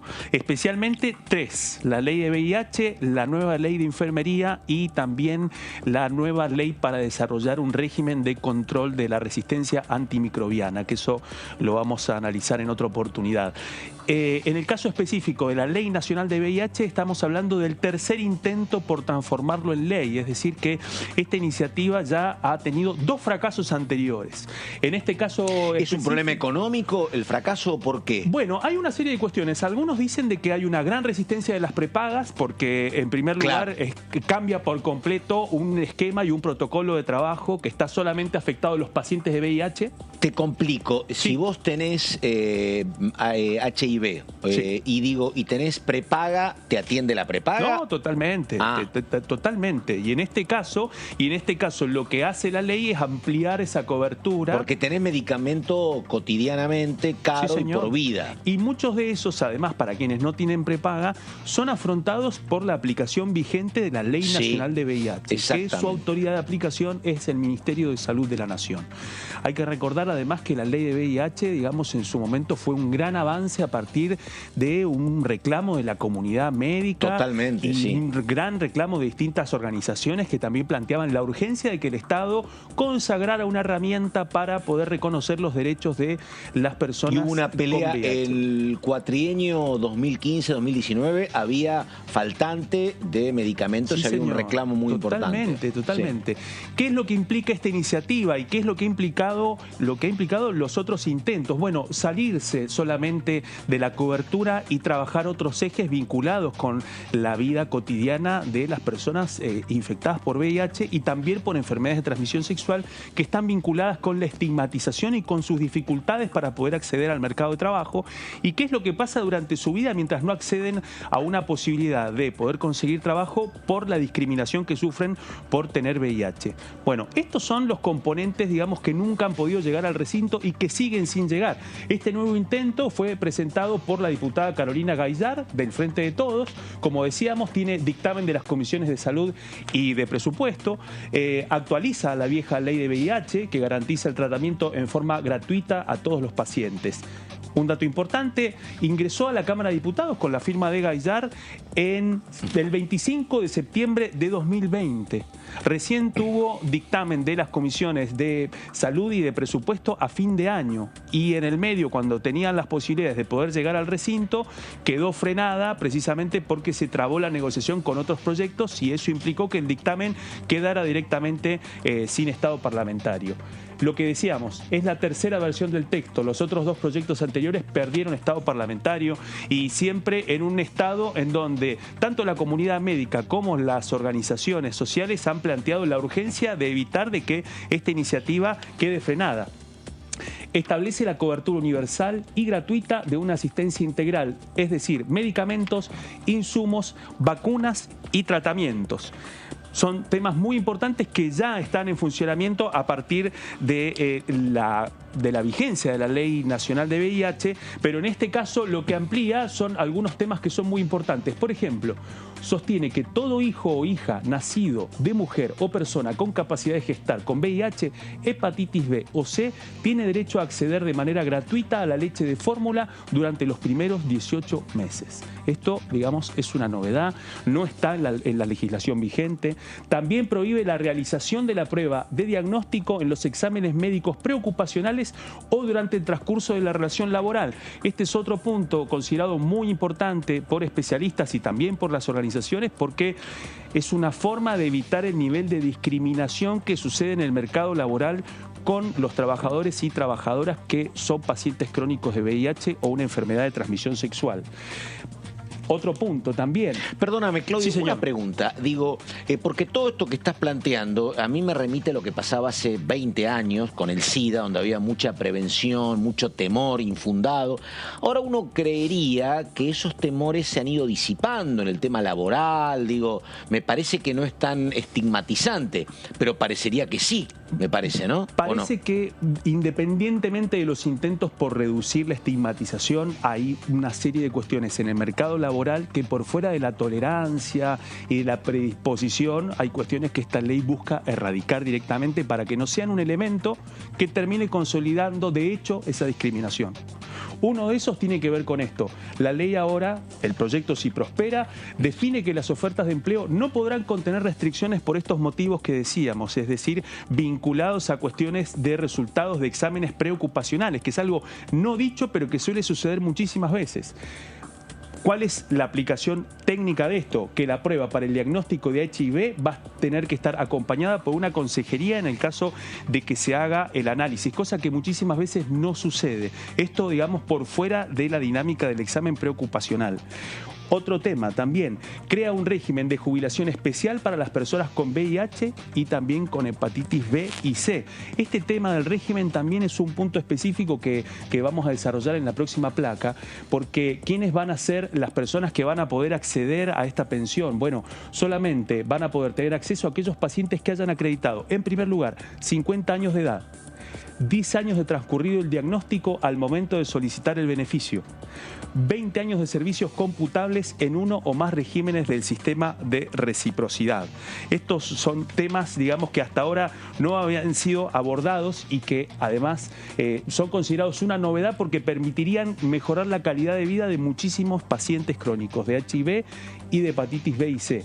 esta jubilación especial es incompatible con el trabajo en relación de dependencia. Es decir, que si un paciente crónico tiene un trabajo en relación de dependencia, es decir, que digamos, ese umbral de discriminación ya lo atravesó. Claro.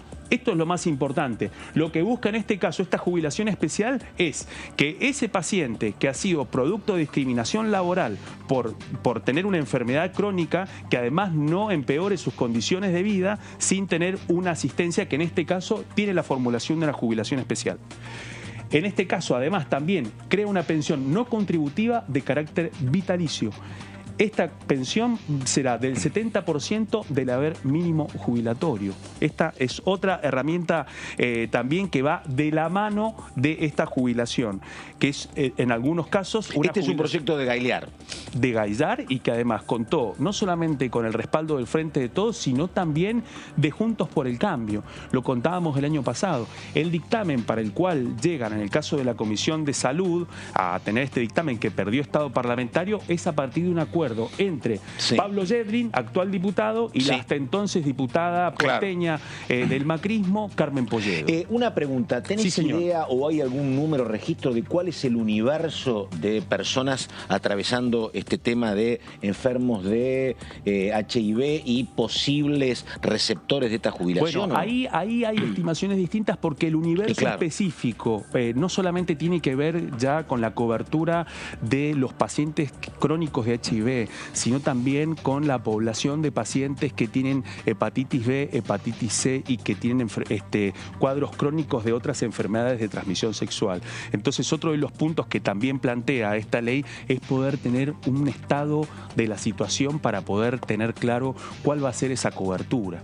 En el caso específico... Y tal vez vas a tener algo en el censo de mayo, ¿no? Es muy posible. Pero ahora, claro, no tenés. Es muy posible, y además también tiene que ver con cuáles son los recursos que va a utilizar el Ministerio de Salud de la Nación para poder efectuar una contabilización del escenario a partir de lo que implique la aplicación de esta ley. Hasta ahora, lo que se puede tener con más claridad es solamente la población de pacientes crónicos con HIV que ya tienen la atención de la ley de la ley de HIV vigente.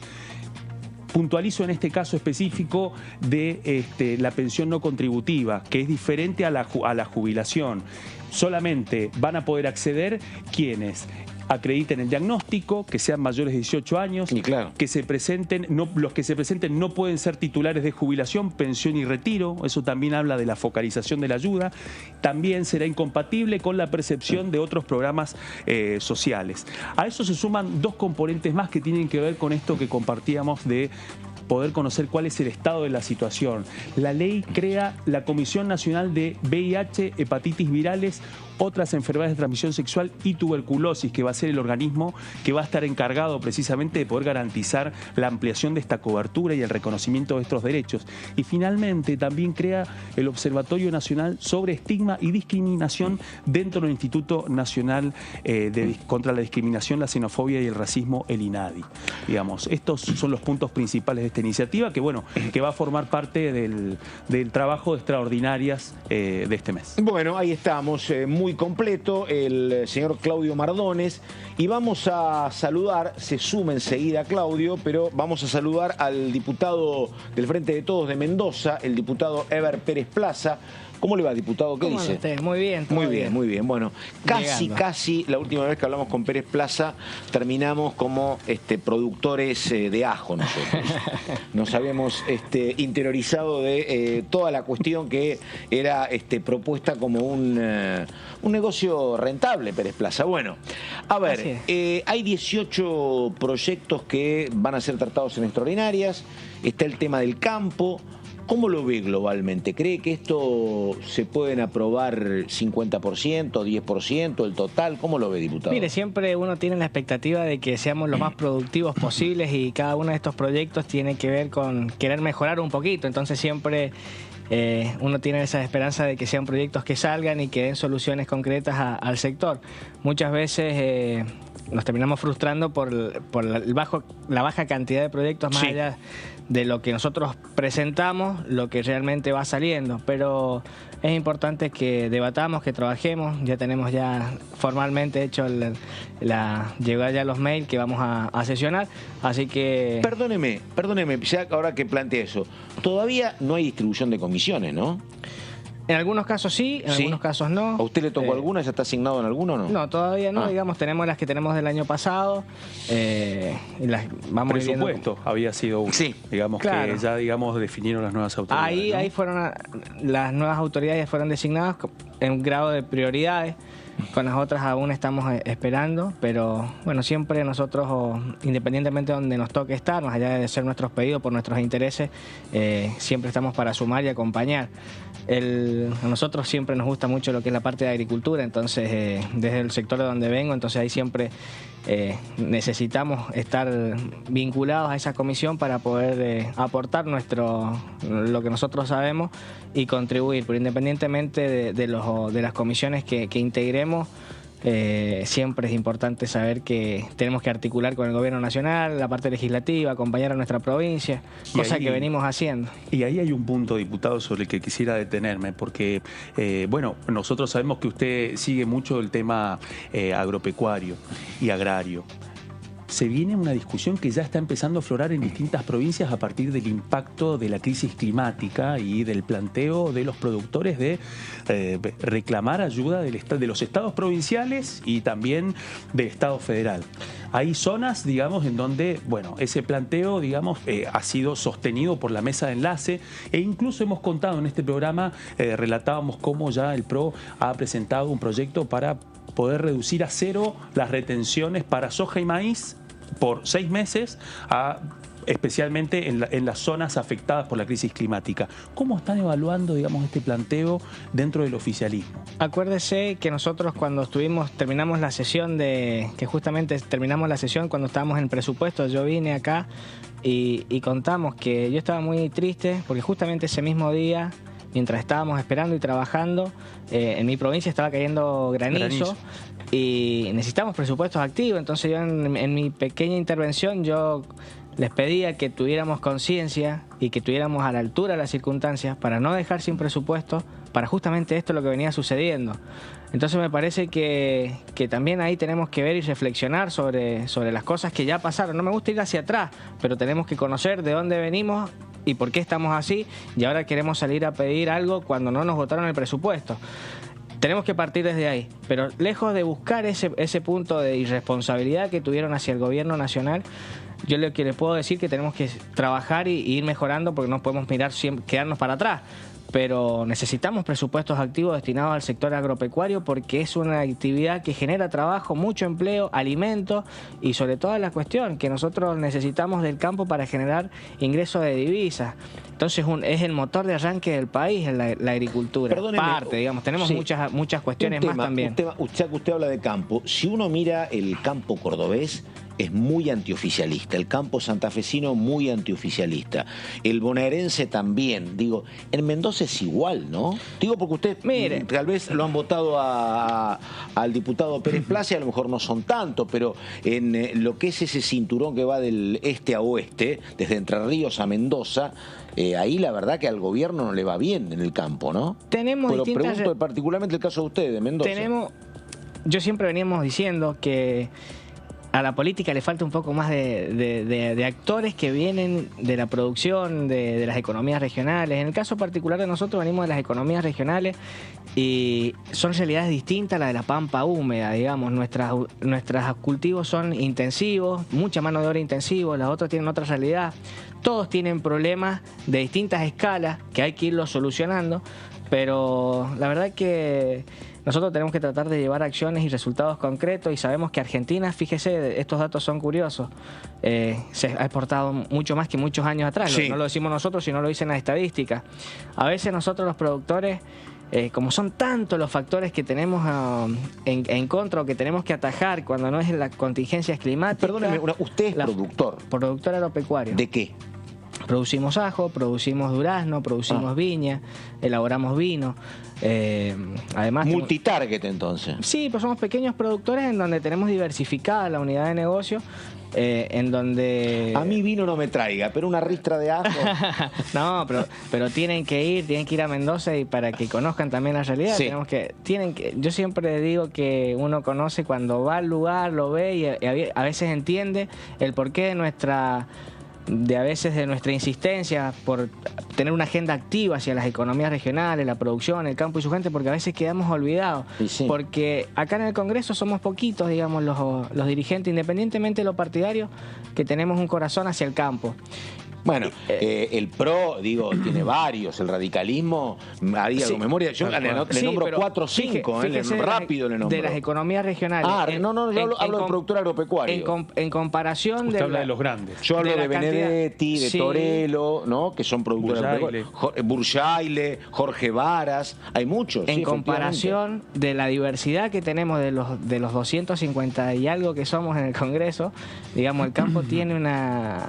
Le falta fuerza política al campo y hay que ver, digamos, porque uno tiene que visualizar cuáles son dónde estamos más flojitos y a dónde tenemos que irlo tonificando y ayudarlo tanto a nivel legislativo para que tengamos leyes en donde sean favorables para la producción y por otro lado no dejarlo en banda al gobierno nacional, que es el que tiene las herramientas y la responsabilidad de gobernar y colaborar justamente cuando suceden este tipo de acciones con presupuestos activos. Todo gira en base a los recursos económicos. Recuerde que nosotros los proyectos que hemos presentado y que estoy seguro... ¿Usted, perdóneme, tienen retenciones a algo de lo que produce usted? No, teníamos el ajo, que se sacaron. Antes teníamos los 3 pesos por dólar en el tema de las exportaciones, que ya no los tenemos, pero tenemos otros problemas en el cual justamente estamos trabajando para visualizarlos y tratar de resolverlos. Que son muchos los factores que intervienen y la tecnificación del sector, la falta de financiamiento, la diferencia cambiaria que hay que perjudica, digamos, tenemos que ser conscientes que ¿Usted con qué dólar vende el ajo, por ejemplo, con un dólar oficial? Un dólar oficial. Digamos, y eso genera... No tiene retenciones, pero claro, 103, 104. Pero claro. genera un desfasaje en el cual... Pero cuando usted compra, ¿con qué dólar compra? ¿Compra con el dólar en general, el paralelo? ¿Compra con si compra maquinaria, compra con el oficial también? Con el oficial también, claro. Pero digamos, la realidad es que terminan ingresando dólares al país por las fronteras y demás, que se hace que hay una diferencia cambiaria muy fuerte en donde hay un dólar de 100 pesos y uno de 200 o más. Y 2.20. Entonces, esa diferencia cambiaria para las economías regionales influye y bastante, pero también tenemos que ser conscientes que yo no puedo proponerle, y más allá de tratar de elevar el precio del dólar para ser más competitivo en el sector productivo, tenemos que pensar en la masa, conjunta de todos, porque cuando sube mientras más se tonifica el dólar... Usted no es pro devaluación con esto que dice, lo que quiere explicar, me parece, sí. Tenemos que tratar de entender ciertas realidades y colaborar con el sector productivo entendiendo esto que nos viene sucediendo. Pues en realidad, cuando alguien paga con un dólar billete, cosa que no está bancarizado, pero que es una realidad que termina sucediendo en las economías, y un productor que vende a dólar de 100 pesos con el que lo vendió a 200, perdió. Pero la verdad que tenemos que irlo mejorando. Una época, ¿cómo estamos en la exportación de frutas? Porque en algún momento la Argentina era como casi hegemónica, después creció muchísimo Chile, tenía mejor packaging, se vendía mucho y la Argentina quedaba muy atrasada en pera, uva, manzana, digo, ¿cómo estamos ahí? Fíjese, usted lo que le decía, por eso yo le digo, ¿cuántos proyectos legislativos en base a eso hemos presentado? Y lo digo porque yo sí los he presentado, pero mis otros compañeros tienen otra mirada, ¿no? hacia la fruta. Usted dice dentro del propio oficialismo. Claro, sí. No le dan iba a decir que no le dan pelota, no. Digo, escúcheme, avanzan otros proyectos. A ver, ¿qué pasa nos toca jugar. Son las realidades con las que nos toca jugar. Claro. No tenemos presupuestos, es difícil hacer política en un sector agropecuario. Nosotros lo hacemos porque sabemos cuál es nuestro camino y estamos convencidos que tenemos que defender al campo y su gente. Pero hacer política en una actividad que dura 4 años, imagínese, electoralmente o políticamente lo difícil que es trabajar en eso, porque te estás trabajando en un proyecto a 4 años, digamos, una planta tarda 4 años en que empiece a producir. Por eso nosotros volvemos a hacer hincapié, porque más allá de los proyectos que presentemos y que vamos, necesitamos recursos. Si no tenemos recursos destinados para tonificar el sector, por eso nosotros hemos presentado líneas de crédito para la adquisición de maquinaria agrícola, línea de crédito para la tecnificación del sector agropecuario para hacer eficiente el uso del agua, líneas de crédito para no están los recursos después. ¿Están los recursos o no están para eso? En algunos casos sí, y hay algunas provincias que hacen eco de estas realidades y empiezan a tomar líneas de financiamiento destinados provinciales con aportes de la nación o en algunos casos solos, para poder darle financiamientos al sector. Ahora, diputado... el Banco Nación déjeme Sí, que le por cuente favor. esto para que no se nos quede atrás. Sí, claro. El Banco Nación, cuando nosotros presentamos el proyecto de Mi Primer Tractor, que fue uno de nuestros primeros proyectos que presentamos, automáticamente no salió un proyecto de ley, pero estamos muy contentos porque al menos salió una línea de financiamiento para la adquisición de maquinaria agrícola, y eso me parece que es positivo. En lo personal, a mí me gustaría que fuera un proyecto de ley para que quede para siempre. Pero el gobierno también, cuando, como usted dice, pero a veces no le dan pelota, sí nos dio pelota. En Muy este bien. caso nos dio. En este caso podemos decir que No, sí. Yo quería decir que el Siempre- gobierno está ocupado en otros menesteres, pero bueno, No, es así. yo creo que uno pide demasiado y a claro. veces son las realidades que nos tocan jugar, pero nosotros pedimos o sugerimos. Y estaba pidiendo, y perdón, el tratamos tema de del conseguir. campo estaba pidiendo Topo Rodríguez, estaba pidiendo reparaciones pendientes del año Exactamente, 2020 o sea, también. Parece que viene una negociación con el el ingreso del proyecto agrobioindustrial. Parece que gran parte de la discusión se va a reactualizar. Pero quería preguntarle, porque ¿no cree usted que en algunos casos también hay cuestiones vinculadas a la voluntad política, decisiones políticas? Le doy un ejemplo.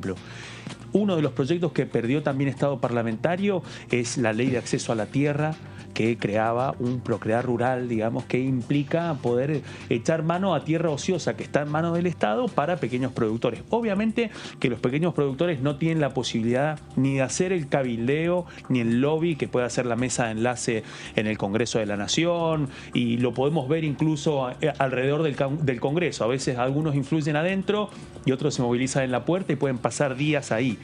Pero la problemática está. ¿Cómo explica usted, como pequeño productor, que una herramienta de este tipo todavía, digamos, no haya podido avanzar y que incluso se quedó sin estado parlamentario? Desde su punto de vista, ¿cuáles son los factores ahí? ¿Voluntad política, lobby, dificultades de carácter técnico? ¿Por dónde lo ve? Miren, a veces ese proyecto nosotros estamos acompañando y estamos en contacto con eso que vamos a tratar. Perdió estado parlamentario, esperaremos que en febrero podamos volver a presentarlo, seguiremos haciendo el diálogo, lo presentaremos nosotros, o los que las decisiones con los que ya lo venían trabajando lo retomarán y lo presentarán de nuevo. Nosotros lo vamos a acompañar, sea algo nuestro o sea algo de ellos, porque sabemos que es importantísimo poder darle herramientas y acceso para que puedan producir. Siempre cuando estamos hablando de producción y trabajo, siempre vamos a estar acompañando ese alineamiento. Me pareció un proyecto muy importante y muy positivo para todos, porque es muy difícil ser productor agropecuario, que yo siempre les decía, en mi familia, nosotros siempre venimos de familias productoras, pero que no tuvieron la posibilidad de formarse académicamente como productores, como ingenieros agrónomos, como técnicos agrarios, cosas que nosotros sí, digamos, yo soy la primera generación de que pudo llegar a la escuela y nos inculcaban. ¿Usted es agrónomo? Estudio. No. Yo soy técnico agrario, soy procurador y estoy terminando lo que es escribanía. Pero estamos... siempre hicimos hincapié en estudiar, en formarnos, y después llegó un momento en donde en la época de Macri no se podía pagar la boleta de la luz, digamos, para poder seguir llegando. Ahora, como siempre les digo, que tenemos que abrir las posibilidades a que una persona que formada, que cada vez somos mejores para la hora de producir con las nuevas tecnologías, tengamos las posibilidades de llegar. Pero imagínense que el tractor más barato hoy día estamos hablando de 3 millones de pesos. Claro. Tenemos que hablar de semillas que a veces en algunos casos son importadas y están dolarizadas. Nosotros enterramos pesos, enterramos dólares y cosechamos pesos. Entonces, dentro de este universo, nosotros tenemos que darle a que las nuevas generaciones que quieran emprender en el sector productivo, que se formaron y que estudiaron y lograron el conocimiento técnico, después a la hora de volcarlo, sea una realidad. Toda esta gente que estaba peleando por acceso a la tierra son gente que la verdad que saben hacerlo, saben cómo producir, y a veces les cuesta el acá acceso tuvo a una la tierra. comunidad de fruticultores, por ejemplo, todo lo que es la producción de hortaliza. Obviamente, si hay acceso a la tierra, le cambias radicalmente el punto de vista de la sociedad. Por eso, déjeme que le explique esta situación. Yo hoy cuando le explico lo que es la fruticultura, que tenemos que tener una visión hacia la fruticultura para no perderla, imagínense un pequeño productor que arranca de cero y tiene que esperar 4 años para tener los primeros frutos comerciales. Claro. ¿Cómo hace? No, claro. Para regar, para cuidarlo fitosanitariamente a ese cultivo, para estar ordenado financieramente e inscripto como corresponde a la hora de comercializar. Por eso es importante a veces, como yo siempre les digo, porque nosotros en el sector agropecuario tenemos un grado de informalidad. Y sí. Un grado que hay que decirlo, y a mí no me da vergüenza decir que en algún momento parte de nuestro sector agropecuario está en un grado de informalidad. ¿Por qué? Por estas situaciones que nos pasan. Por eso tenemos que colaborar y ser eficientes. Es como te pasa en 1000 comercios. Si tenés todo en blanco es como imposible. Entender cuál es la realidad y no ocultarla pensando decir no, está todo bien, sino visualizar esta realidad y trabajar en base a eso.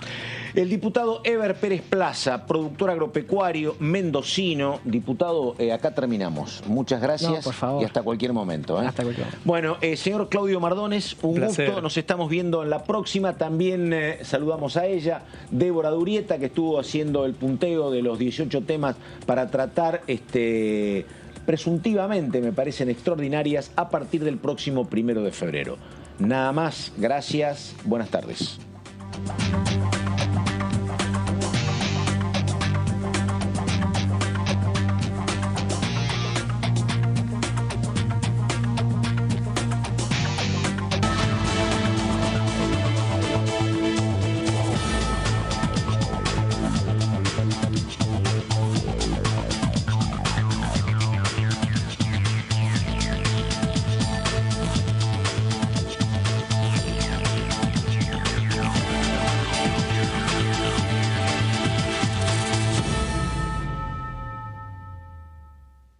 ¿Qué diferencia hay entre la Cámara de Diputados y la Cámara de Senadores?